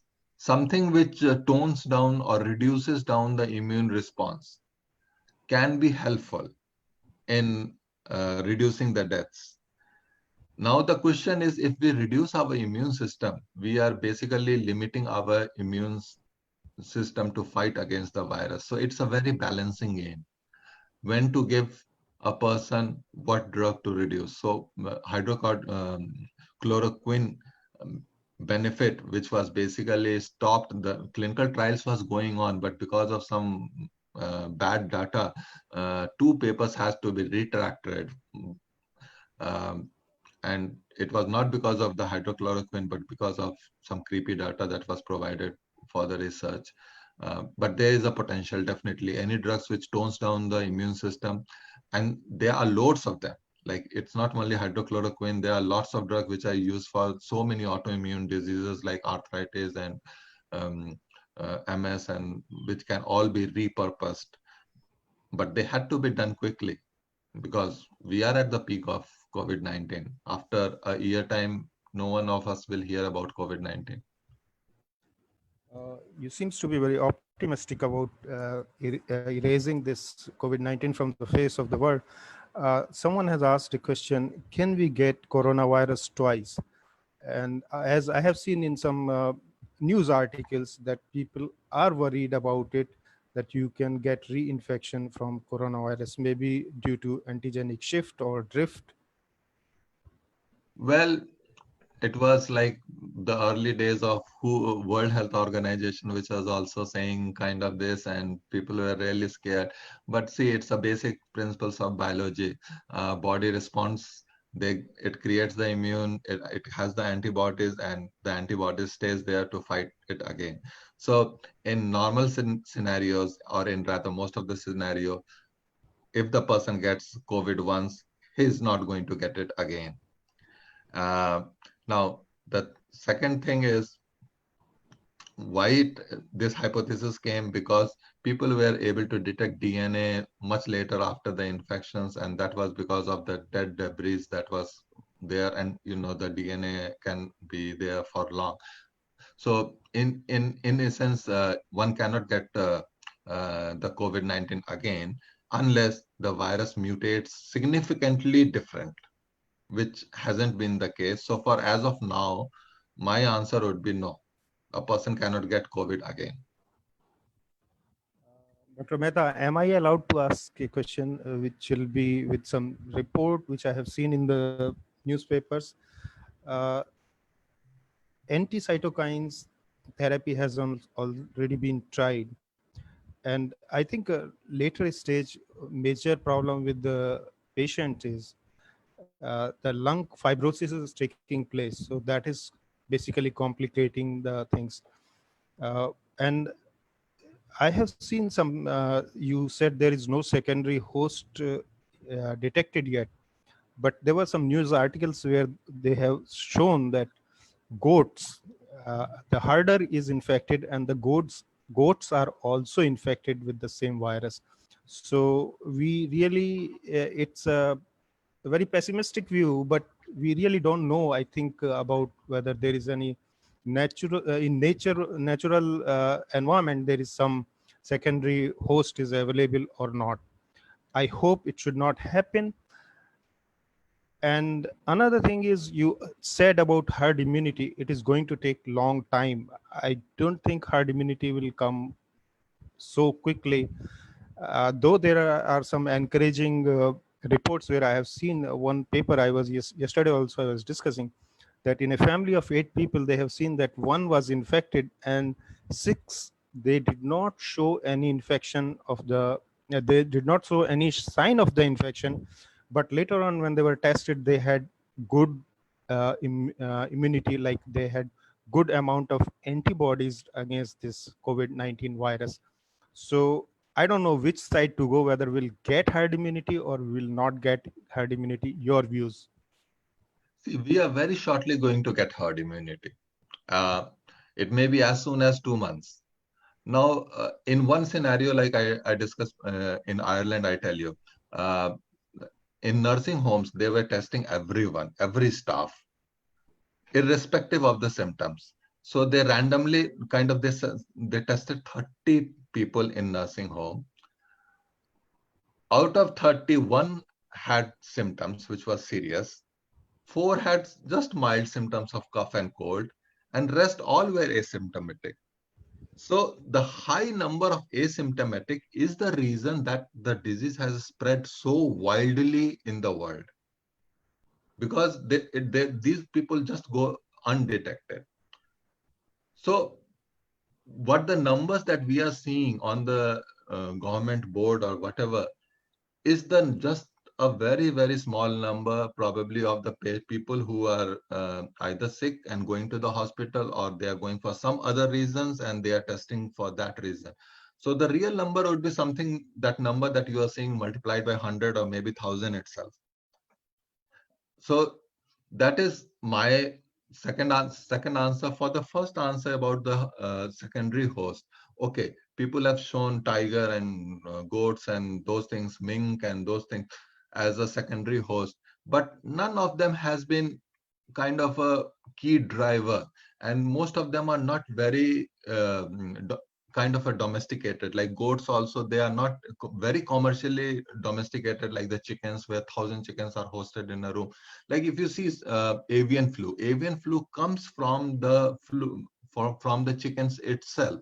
So we know that high density of chickens are there, and one generation of chicken is just 1 month or 2 months, and a new generation of chickens comes, and the virus is prevalent there. For the swine flu also, it is among the swine, it keeps on going there. But for the corona, there might be secondary host in the wild, But as of now, in a highly domesticated market like the chickens and the swine, it is not there. Now things can change here.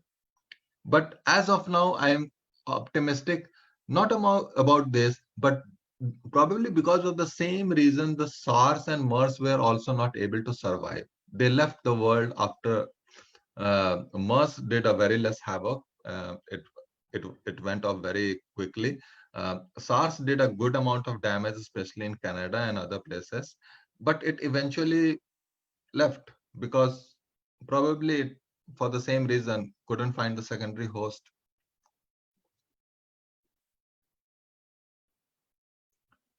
So I am optimistic. Thank you, It's Dr. good to be Mehta. optimistic. Thank you, Dr. Mehta. It was nice talk, and you gave a lot of points to think. Thanks a lot once again. Now we move on. It is my privilege to introduce Dr. Jaspreet Seth, all the way from USA. Dr. Seth is currently Associate Director, Regulatory and Laboratory Compliance, and Assistant Professor, Uniformed Services, University Walter Reed Surgery Henry M. Jackson Foundation for the Advancement of Military Medicine, Bethesda, Maryland, USA. She obtained her PhD in biochemistry from Lucknow University, Lucknow in 1992. Dr. Jaspreet Seth continued with her postdoctoral training at National Eye Institute within National Institute of Health, NIH, Bethesda, Maryland, USA. After her postdoctoral training, she joined Qiagen Incorporation, where she developed numerous quality control assays to certify Qiagen products and successfully implemented ISO 9001 quality management system at a Quanta Bioscience, a Qiagen affiliated company. For the last 4 years, Dr. Seth is employed at Henry M. Jackson Foundation for Advancement of Military Medicine, Bethesda, Maryland, USA, and is supporting clinical research for wounded soldiers. She has established good clinical laboratory practice guidelines, now a requirement for College of American Pathologists to manage and support the clinical data generated by the laboratories of the Surgical Critical Care Initiative, a 7-party consortium of federal and non-federal partners. Wow, it is very impressive, Dr. Seth. I'm really feeling proud to read your achievements. Now over to Dr. Seth.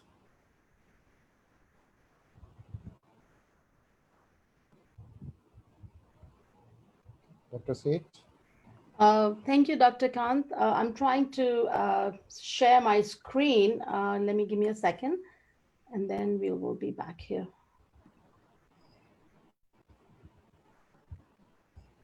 I'm not able, okay, here we go. Can you see my screen? Yes, ma'am. Can you go to presentation mode, please? Sure. Give me 1 second, sir. Sure, sir.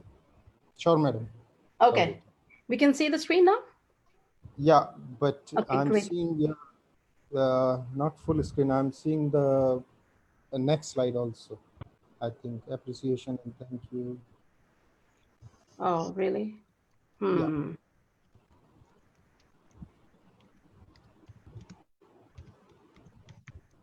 It should be only first slide here. Yeah, I'm seeing next slide too.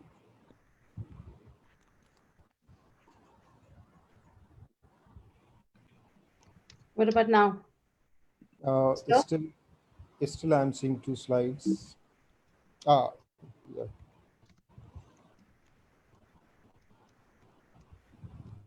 Is it still 1 or 2? It's still not presentation mode, right? Still 1, but not in presentation mode. 1 slide, but not in presentation mode. Yeah, now you. You're good? Yes, you're good to go, ma'am. Wonderful, great. Thank you so much, Dr. Kant, for the wonderful introduction. I'm actually humbled to be here today and basically share the kind of work that we are doing to support clinical research. And I did want to take a minute and basically thank Dr. Kapil Lawrence and the senior leadership at the university. what was not in my introduction was that Dr. Kapil Lawrence and myself, we did a master's together, MSc together in Lucknow University. So that's my link to your department and to this webinar. And Kapil invited me today to speak, and that's why I am here. And it's totally my honor to be here and speak. And then I do have to say one big thanks to Mr. Wesley. He was very kind, very patient with me yesterday. I am a technologically little bit challenged and cannot get the webinars to work, but he was very, very patient and kind of helped me out yesterday. So thank you so much, folks. And without much ado, I would like to take up one of the comments that Dr. Mehta made in his presentation, and that was regarding creepy data and about the papers had to be withdrawn. So the kind of work that I am spearheading at our organization basically prevents those kind of things from happening. We are pretty much the backstage of any enterprise. The scientists are on the forefront, they're doing all the wonderful research, but myself and my group, we are the backstage of that orchestra or of that show, and we manage stuff from the back office. So the center I work for is the Critical Care Center. It's a center which is a multi-site, institutional center. There are 7 parties to our consortium. And the challenge is that there are some federal entities, military entities, and there are some non-federal entities. And just like in any country, even here, so it's kind of hard to have the federal, non-federal folks working together. And so that is one of the challenges that we have. Our center is funded by Department of Defense, and primarily it's for the wounded warriors to have research that benefits wounded warriors. And the research that we are doing, it's basically going back to what Dr. Mehta was talking about, predicting when somebody will get infected, what will be the outcomes in the hospital, or when somebody is sick. That's what we are trying to understand and study. We are trying to understand and study when a big traumatic wound needs to be closed, if the patient will become septic when he or she is in the hospital, if the patient will develop things like severe cardiac issues or severe kidney infections. So a lot of these predictive kind of studies we are doing at a center level. I have a little diagram here which lists our different steps of a process. I know it's a little bit small diagram here, but just keep this in mind. We are going from a bed to bench to bed again. So basically, we are getting information from our patients, doing some laboratory work, doing some analytics work, and then going back with the outcomes and analysis back to the patient to help the patient. And the ultimate goal of our study really is to develop CDST, which is clinically driven support tools to help surgeons make informed decisions regarding for the interest of their patients. So that's what we are doing in our center. As I mentioned, we are a party of seven institutions. So the biggest problem we have, or the challenge we have, is standardization. Standardization of sample collection, standardization of sample analysis, standardization of data analysis, collection. And so those are the challenges we have. And the reason we need to standardize is because we need our data to be accurate. We need our data to be precise, reproducible, reliable. So we don't have things like, people publishing papers and withdrawing publications. We don't want data that can be questioned. We want the data that is reliable. And hence, in order to achieve that standardization and a reliable data that can be used in future for development of that CDSTs, we have implemented the quality management system. And having a quality management system in the laboratories, as I said, is the backstage of the orchestra. It guarantees sponsor confidence, it guarantees compliance and for the regulatory agencies, and helps with the FDA submissions and for submissions for analysis. So the key component of any quality management system is a quality management plan. Just to give you a sense, quality management system is basically implemented at any organization, be it the airplane industry, be it the motor vehicle industry, be it drug industry, be it pharmaceutical, be it vaccine, be it anything. The key component of any quality management system is a robust and effective quality management plan. And that quality management plan is used in our center basically because we are multi-site. We have operations that go on those multi-sites, and they are basically to help our patients who are part of the study, and then back to the patient who are then getting the benefits of that study. In between, we have processing of the samples, we have assays that get done, the data is uploaded to the AWS Amazon GovCloud. The data is then analyzed, and then we get to the CDST, and then back to the patient. So a quality management plan is basically implemented using a quality management system is implemented by using a quality management plan. So in detail, I would like to show that currently in our center, we have multiple protocols. Protocols are developed. IRB, institutional review board, approves them. We have patient consents. We have a clinical research coordination that happens. Samples are collected, samples are processed, molecular assays happen, and then big data is collected. Currently, what we are doing is kind of novel, because we are not only using the clinical data from what the patients have, like vitals, for example, their heart rate, blood pressure, the temperature and whatnot, but also that data is then connected with the biological data, the cytokine data, the chemokine data, and that together, that data is used for making the models, the analytical models, and then that is used for modeling, and different relationships are developed. And based on that, our CDSTs are developed. And then the CDSTs have to then go to the FDA for approval and for implementation. We cannot do the entire thing if there is no reliability of the data, because it's very expensive to get patients, especially wounded soldiers, and then to get that population and then get the clinical samples. It's not a very easy thing. And hence we have to have the first time right and reliable data. Now, the quality management plan that I mentioned to you about is primarily taking care of the laboratories for us. It's sample collection, sample processing, the biobanking, the molecular assays, the discovery science piece, and then some of it expands to our other areas. But this is the most vulnerable part, the most variable part of our operations. And the reason is that we all know biology is very difficult. It's not 2 + 2 is not always equal to 4 in biology. So what does the quality management plan need?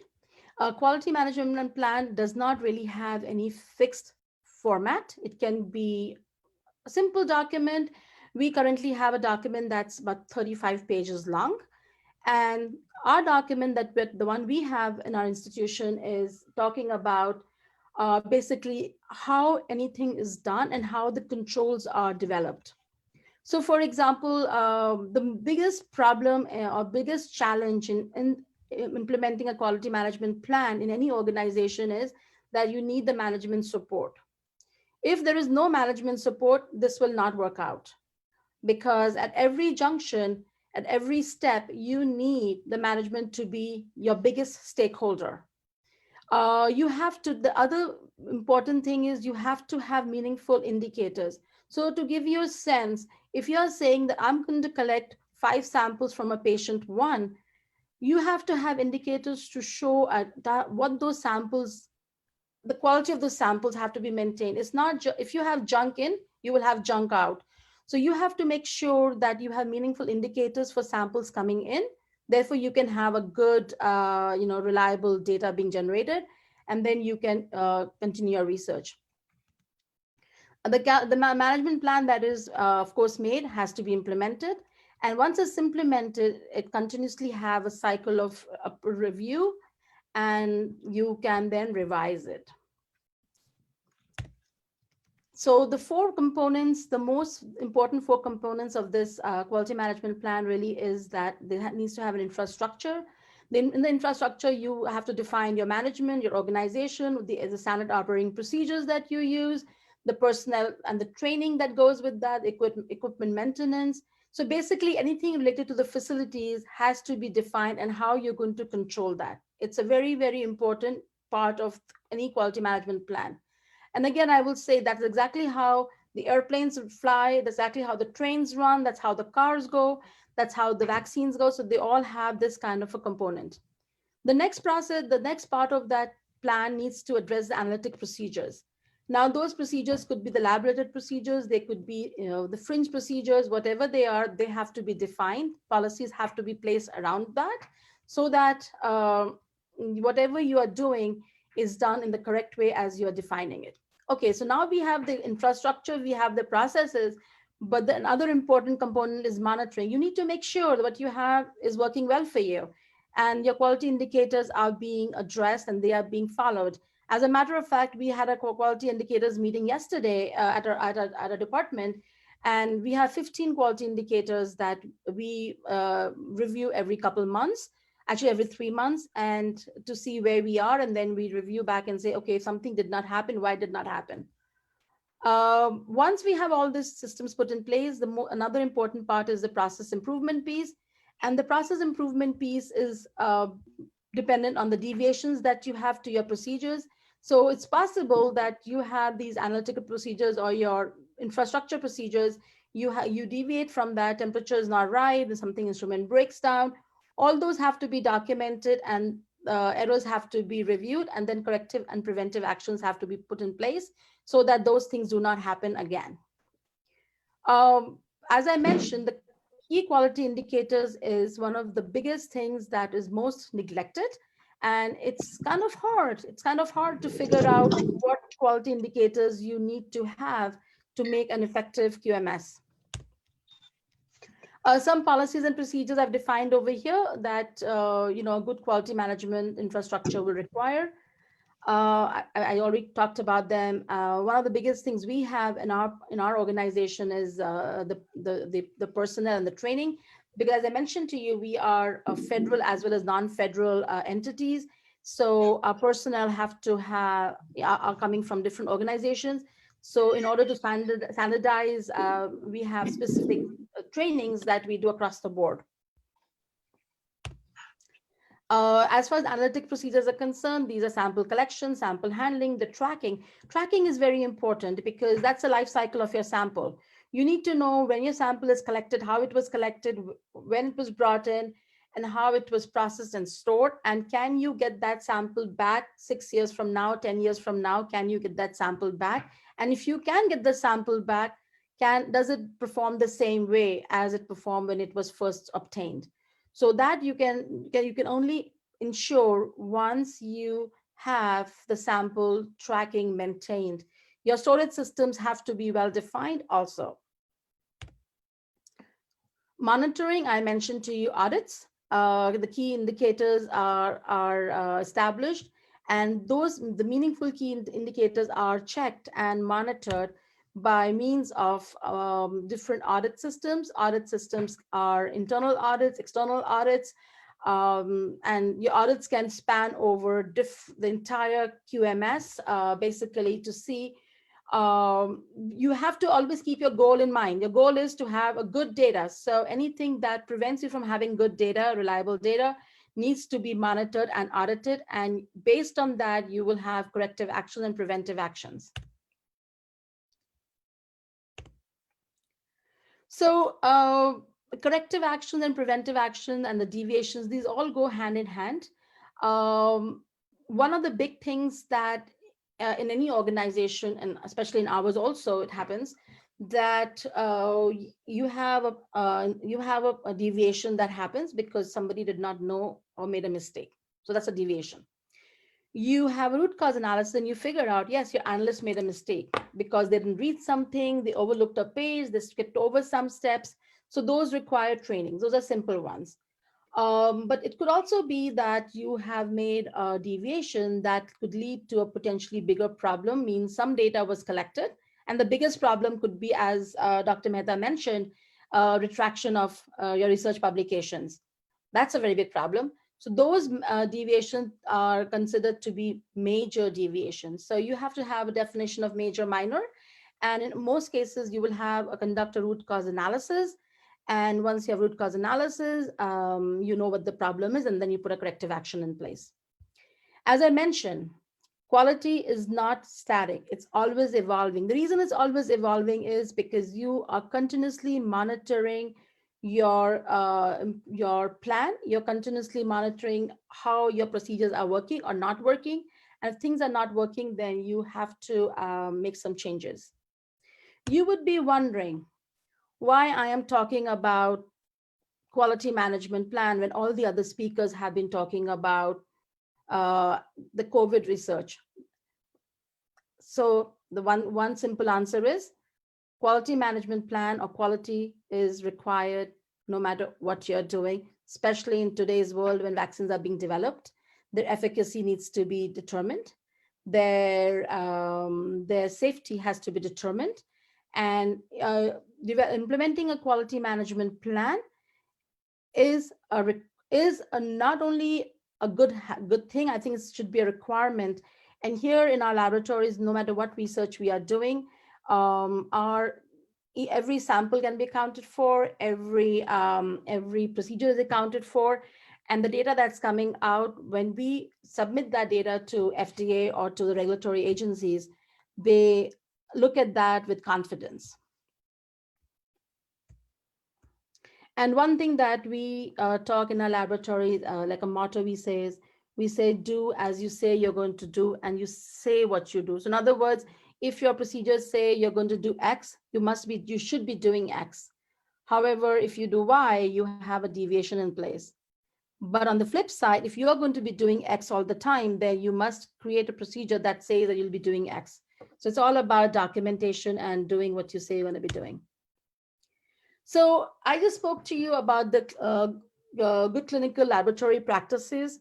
Here in the United States, the standards we follow are established by the NIH, the National Institute of Allergy and Infections.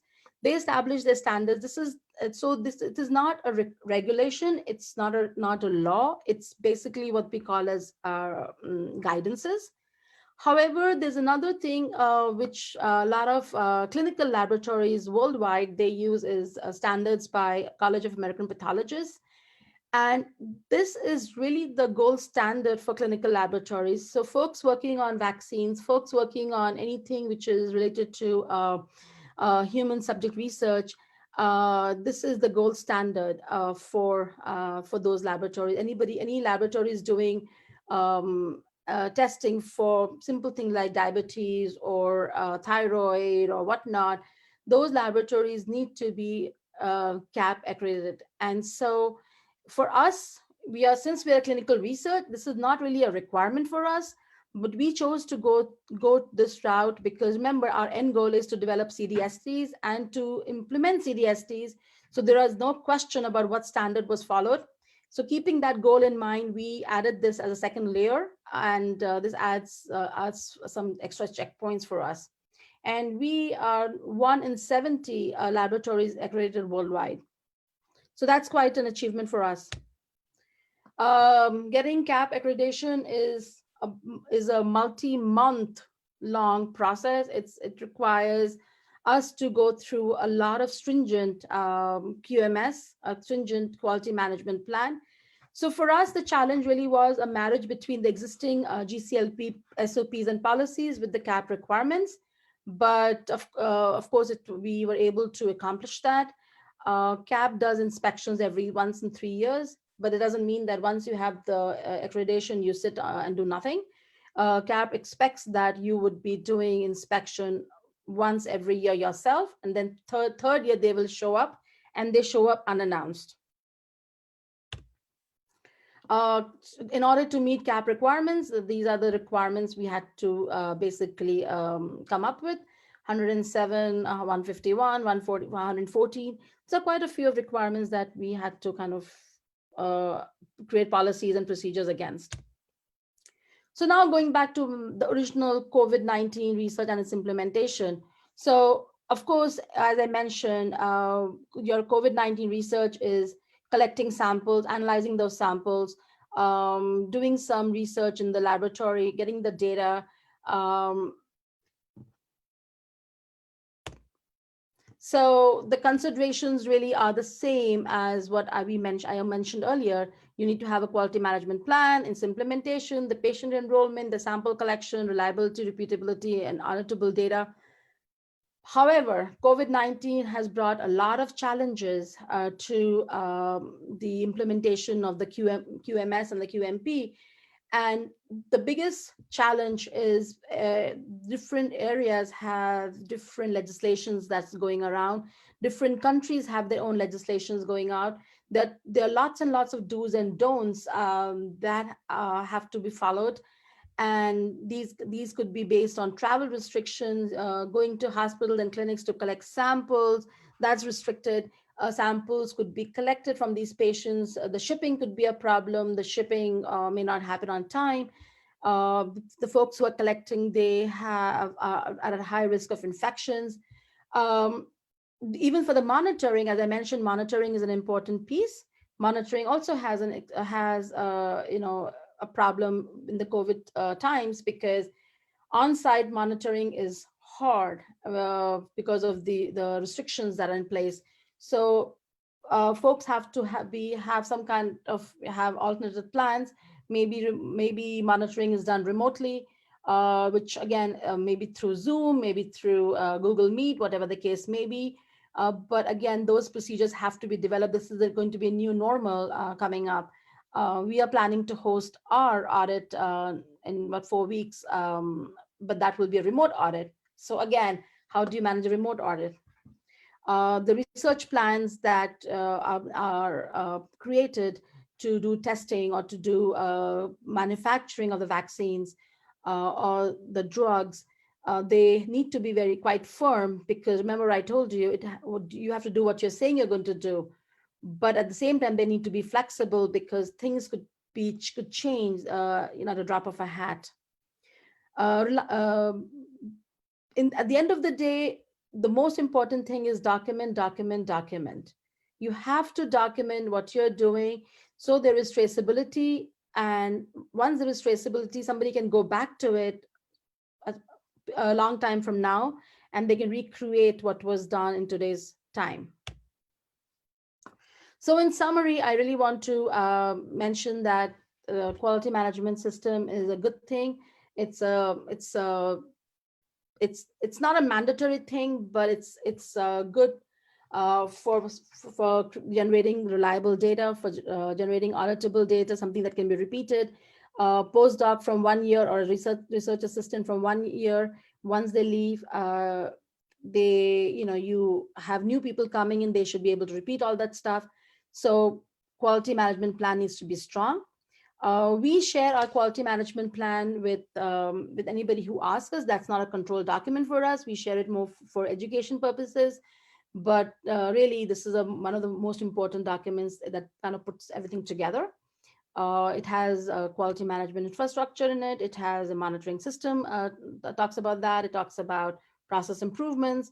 And as I mentioned, quality is not static. It's always evolving. And then the second layer is the College of American Pathologists accreditation. A lot of laboratories, they also have a CLIA accreditation, which is for the assays.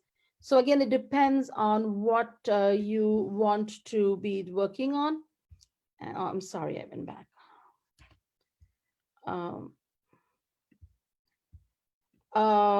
So really, to be honest with you, QMS needs to be adaptable and applied to COVID-19 situation. Really, we have to be very flexible with that.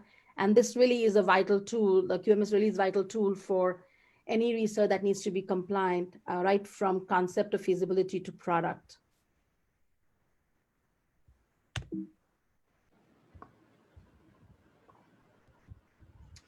Any questions?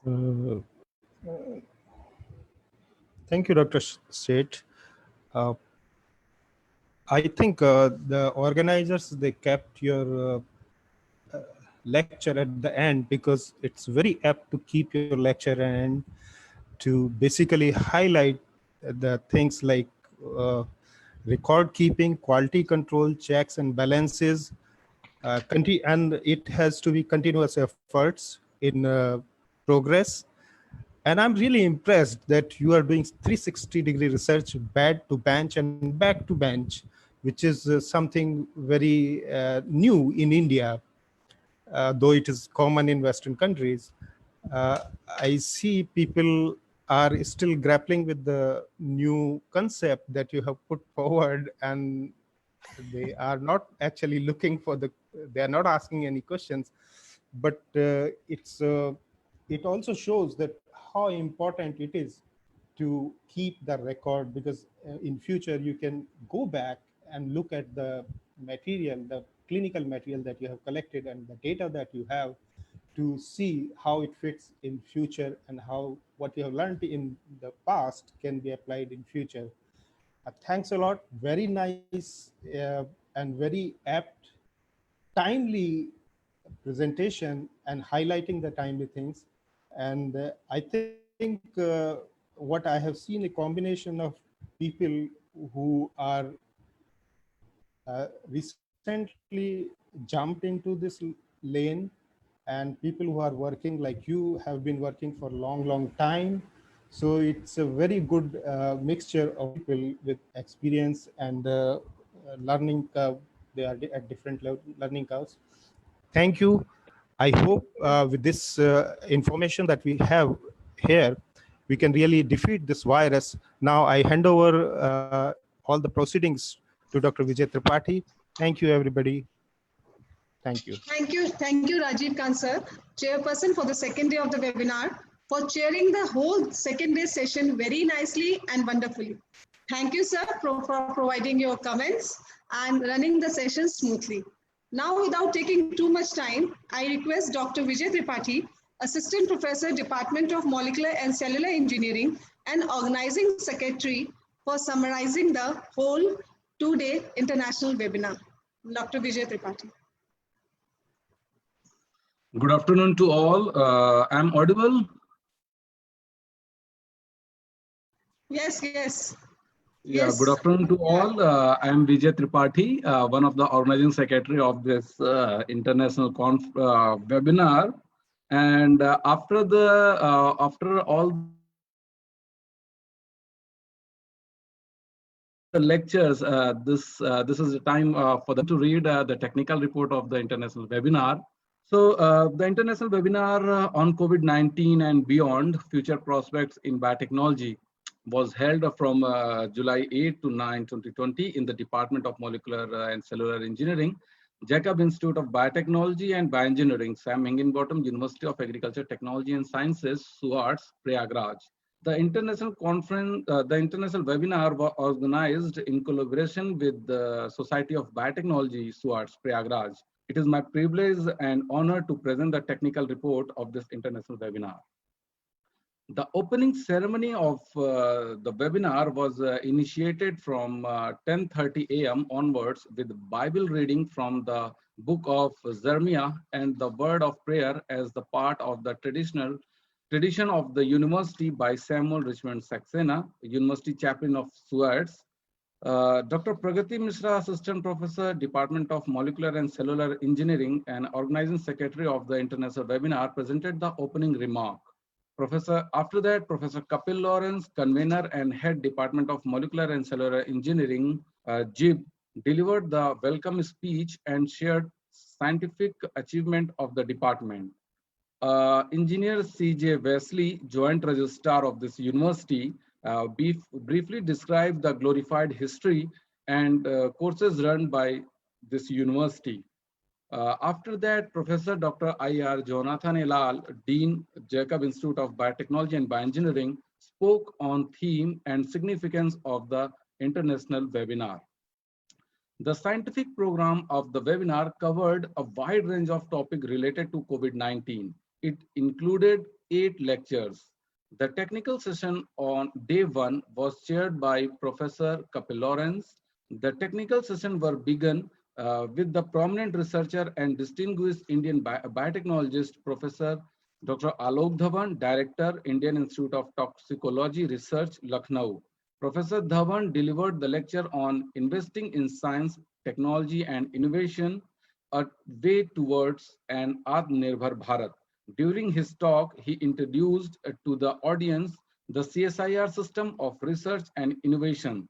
He discussed the progress of COVID-19 research done by the CSIR institution and how IITR Lucknow is contributing significantly through many approaches in the coronavirus pandemic, including being the number of corona testing center in the state. After that, Professor Dijendra Kumar Gupta, ex-Vice Chancellor, Jayaprakash University, Chhapra, and Head Department of Biochemistry, University of Allahabad, Prayagraj, delivered a talk on the topic COVID-19 pandemic, transmission dynamics, and biotechnology's contribution in the treatment, which highlighted the brief introduction about the COVID-19 pandemic. After that, Professor Dr. Sudhir Malhotra, Head Department of Biochemistry, Lucknow University, spoke about coronavirus pandemic, victory beyond defeat. In his lecture, he discussed about the biochemical and immunological aspects of related COVID-19.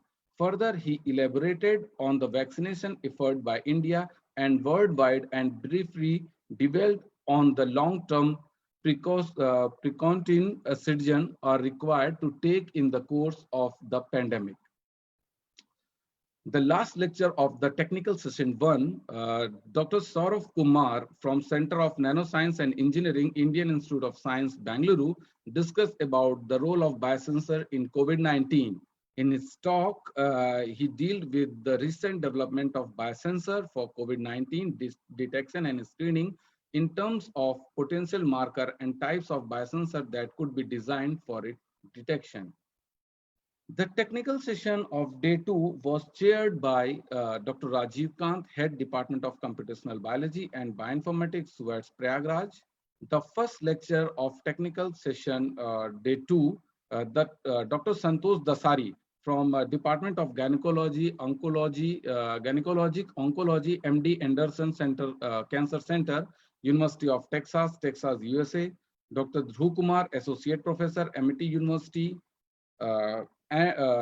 Jayaprakash Mehta, Director, Sequem Limited, Ireland, UK, and Dr. Jaspreet Seth, Associate Director, Regulatory and Laboratory Compliance, SC2I, and Assistant Professor, USU Walter Reed Surgery, USA, delivered lecture during this session. Dr. Santosh Dasari talked about COVID-19 perspectives, past, present, and future. In his talk, he dealt with COVID-19 pandemic and history of the other related pandemics occurred in the past. He also discussed about the vaccine development and alternative therapeutics for COVID-19. The second lecture, Dr. Dhruv Kumar delivered a talk on drug repurposing against SARS-CoV-2, a bioinformatics approach, in which he talked about the bioinformatics approach for drug repurposing to identify the possible potent active phytochemicals against SARS-CoV-2 main proteases. His findings suggested that these active phytochemicals can be used as potential inhibitors against COVID-19 main proteases. However, he suggested that the further investigation and validation of these inhibitors against SARS-CoV-2 are needed to claim their candidacy for clinical trials. Dr. Jayaprakash Mehta spoke about COVID-19, the unanswered question. In his lecture, he answered the many unanswered questions related to COVID-19. He also focused on the role of computational and statistical algorithm to solve the COVID-19 pandemic. In last lecture, Dr. Jaspreet Seth delivered a talk on good clinical laboratory practices vital for clinical research wherein she shared the need for clinical decision support tool to enhance patient care, the surgical critical care initiative. She also highlighted best practice and lesson learned from the College of American Pathologists, the gold standard accreditation process, and she informed the audience the Uniformed Services University Walter Reed National Military Medical Center Laboratory of SC2I and one in 17 accredited laboratory worldwide. The good clinical laboratory practice cap level of the compliance guidance guides the SC2I USU WRN MMC laboratory to achieve the highest standard of excellence in clinical laboratory operations. This is the information about all the lectures, all the technical details of all the lectures. The international webinar was attended by approximately 1,500 participants, representing different organizations at national and international level. It is worth mentioning that the announced webinar program was fully met and almost every presentation was followed by many questions and active discussions. So this is the overall technical report for the international webinar. So I hand over to Engineer CJ Wesley, sir.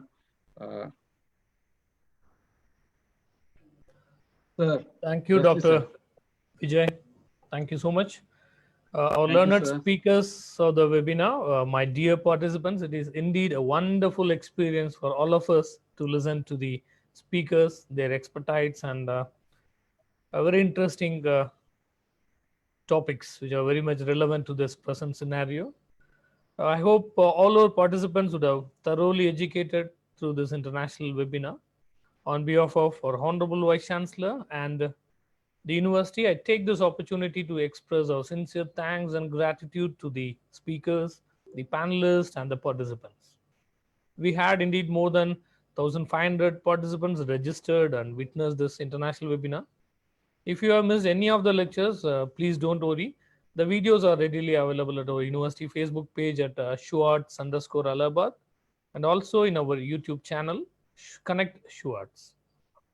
Dear participants, your participation certificate can be downloaded from our university website, that is www.schwartz.edu.in/MCE certificate. You can download the certificates using the credentials like the email ID and the mobile numbers which you have used to register for this international webinar. Please do fill up the feedback forms. It will certainly help the department, the organizing people, as well as through the university to get an insight about the use of this particular international webinar and how it has impacted you. Higginbottom University of Agriculture, Technology and Sciences is a 110 years old institution serving the nation with its clear mandate of food security to the mankind. Admissions for various undergraduate and postgraduate programs for the session 2020-21 is open now. We do offer 47 undergraduate and 110 postgraduate programs. Please visit our university website for more details. Shortly, you will receive an email from the organizing secretary with the details about the web links for downloading the participation certificate as well as for feedback forms. I'll just share a slide for you all to note down the link for downloading the participation certificate. That is www.schwartz.edu.in/MCE certificate. I sincerely hope you will have a wonderful experience in downloading your individual participation certificates. I congratulate the organizing secretaries and the head of the Department of Molecular and Cellular Engineering, Professor Dr. Kapil Lawrence, the organizing secretaries, Vijay Tripathi and Dr. Pragati Mishra, for wonderfully organizing this international webinar. Be safe, be strong. Together, we'll fight to overcome this pandemic. I wish you all very wonderful days ahead. Thank you. Over to you, Dr. Pragati Mishra. Thank you, sir. Now I am most important responsibility, that is for the vote of thanks. Yes, sir. I must say that an ignited mind is the most powerful weapon on the earth, above the earth and under the earth. And this is got through education. Education is the most profitable investment for the near future. I, Dr. Pragati Mishra, Organizing Secretary of this international webinar, on behalf of the Department of Molecular and Cellular Engineering, Society of Biotechnology, and the entire fraternity of the university, and my personal behalf, extend my most sincere thanks to the Almighty God for making this event a resounding success. With His blessings and grace, we are able to make this event what it was. It's my privilege to propose a vote of thanks and acknowledge the contribution of those who worked really hard to make this international webinar happen. At the outset, I avail this opportunity to pay my deepest regards and profound sense of gratitude to the central pillar of the Schwartz University, Chief Executive of the Schwartz University, a great teacher, a great guide, a great mentor, an intellectual think tank, and above all, a dynamic human being, none other than our most reverend Professor Dr. R.B. Lal, Honorable Vice Chancellor of this university. We are extremely grateful to you, sir, for your constant and meticulous guidance and also inspiring us to host this webinar successfully. I express my sincere gratitude to Professor Dr. A.K. Lawrence, a driving force of the whole event. Thank you so much, sir, for great appreciation. This is the way that makes us more confident, and you did this time to time. Sir, your determined supervision, valuable guidance, and continuous encouragement help us to materialize this webinar successfully. This event would not have been possible without the constant guidance and help whenever needed from Dr. S.B. Lal's Pro Vice Chancellor Administration and Professor Dr. Sarvajit Herbert, Pro Vice Chancellor, PM Division. I also take this opportunity to thank Dr. Robin L. Prasad, Registrar, for continuous encouragement and support. We are fortunate to have distinguished panel of speakers, delegates from India as well as overseas, who have joined us from different time zones. I take this opportunity to thank all the speakers, Dr. Alok Dhawan, Dr. D.K. Gupta, Dr. Sudhir Mehta, Dr. Saurabh Kumar, Dr. Dhruv, Dr. Santosh Dasari, Dr. Jay P. Mehta, and Dr. Jaspreet Seth for gracing the occasion and sharing their opinions on various aspects of biotechnology against the COVID-19. I am short of words for your involvement and willingness to take on the completion of the task beyond your comfort zones. I am thankful to both the chairpersons, Dr. Kapil Lawrence and Dr. Rajiv Khan, for their valuable time and providing valuable comments and running the session smoothly. I would like to express my profound gratitude to Professor Dr. Jonathan A. Lal, Dean Jacob Institute of Biotechnology and Bioengineering, for sparing his valuable time to address the gathering and for highlighting the issues that we need to deliberate on during the conference. Your mentorship and thoughts have enlightened our minds and have encouraged us. Now, I would like to thank the engineer John Wesley, Joint Registrar Schwartz, and Chairman Social Media Committee, who worked behind the scene to make this event happen. Thank you, sir, for providing the necessary web facilities for this webinar. I'm really inspired by your sincere and selfless contributions, sir. Your direction has acted as a catalyst in giving proper e-platform for this webinar.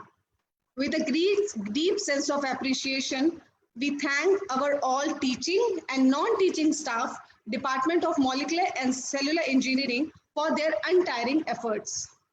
It has been our pleasure to have very enthusiastic participants, over 1,800 in numbers, from academia, industry, scientists, policymakers, research scholars, environmentalists, educationists from different parts of the globe. I'm sure that all the participants must have benefited by attending this webinar. Our sincere gratitude goes to all the participants and well-wishers to be very disciplined and honored. Without your support, we were not been able to achieve this excellence. Thank you so much for attending this event. Lastly, I thank all the members of the organizing committee, Professor Dr. Kapil Lawrence, convener of the webinar and head Department of Molecular and Cellular Engineering, Dr. Vijay Tripathi, organizing secretary, for being always there whenever I needed them. They have been involved in this webinar for about a month. Without their cooperation and full support, this webinar would not have been possible. I would be failing in my duty if I do not convey my thanks to the print and electronic media for the wide coverage of the event and for highlighting the proceedings of the webinar. Thank you all. Once again, thanks.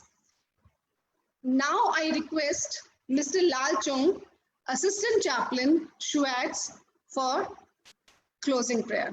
Dr. Lal Chung. Let us pray. Heavenly Father, we thank you very much for bringing us to the close of this international webinar on COVID-19 and beyond, future prospect in biotechnology. Lord, we thank you for the organizing committee who has really worked hard to make this webinar a success. We thank you for the dean, the faculty, and the staff of Department of Molecular and Cellular Engineering, Jacob Institute of Biotechnology and Bioengineering. Lord, we also thank you for the scientists and research persons for their valuable insights and contributions. And we also thank you, Lord, for the participants from all walks of life from different parts of our country and beyond. Lord, we thank you, and I pray that, Lord, may this webinar be used for building our university, our nation, our humanity, and also, Lord, may this webinar be used to bring biotechnology constructively and for the upliftment of humankind. And above all, Lord, we pray that this will be for your glory and your glory all alone, that we may realize and come to this realization once again that you're the true, living, and magnificent and amazing God. We also thank you, Lord, for this university. We thank you very much for the founder of this university, Lord, Sam Higginbottom, who have the heart for the people of India. We have the heart for the people of the farmers here who struggles with, Lord, those simple tools. But then, Lord, he chose to come here, educate us, educate the people here, the farmers here, with scientific tools and with wisdom and knowledge that you have given to him. Lord, the university continues to progress. And today we are able to stand here and even able to hold a webinar. We thank you for these blessings that we have received in our university. We thank you for the present leadership, Lord. We thank you for the chancellor. We thank you for the vice chancellor, for his wisdom, Lord, for his love for the university, for his love for you, Lord. And we thank you for, Lord, that he is fulfilling the dreams and aspirations of the founder to feed the hungry and serve the land. And Lord, not only to feed the hungry, serve the land through the physical means, but also through the spiritual means, Lord, trying to reach out to every single students and staffs and faculties. And then, Lord, trying to inculcate your love, that you are the true living God, that we are to worship you. We are to trust you, we are to adore you, and we are to learn from you. We thank you very much for the pro-vice chancellors. We thank you very much for the director, deans, heads, teaching and non-teaching staff of this university, Lord. We pray that, Lord, this webinar once again would be a stepping stone for our university, a stepping stone for our country, our nations, that, Lord, the people who participated and would become a stronger pillar for our nation, defend our nation, Lord, from evil, and that, Lord, we may be able to stand together, fight together, and win this battle even now also. And that, Lord, may you keep us all, whoever is on the other side of the screen, that, Lord, you'll keep us from this COVID-19, you protect us, Lord, help us realize and see that you are the true liberator of humanity. We thank you very much for this moment. We give glory to you. With thanksgiving, we pray in Jesus' name. May the love of God the Father, the grace of our Lord Jesus Christ, and the sweet communion of the Holy Spirit abide with all of us now and forever. Amen. Sam Higginbottom, University of Agriculture Technology Sciences, logging off. Jai Ishu, Jai Hind, and Jai Bharat. Thank you, sir.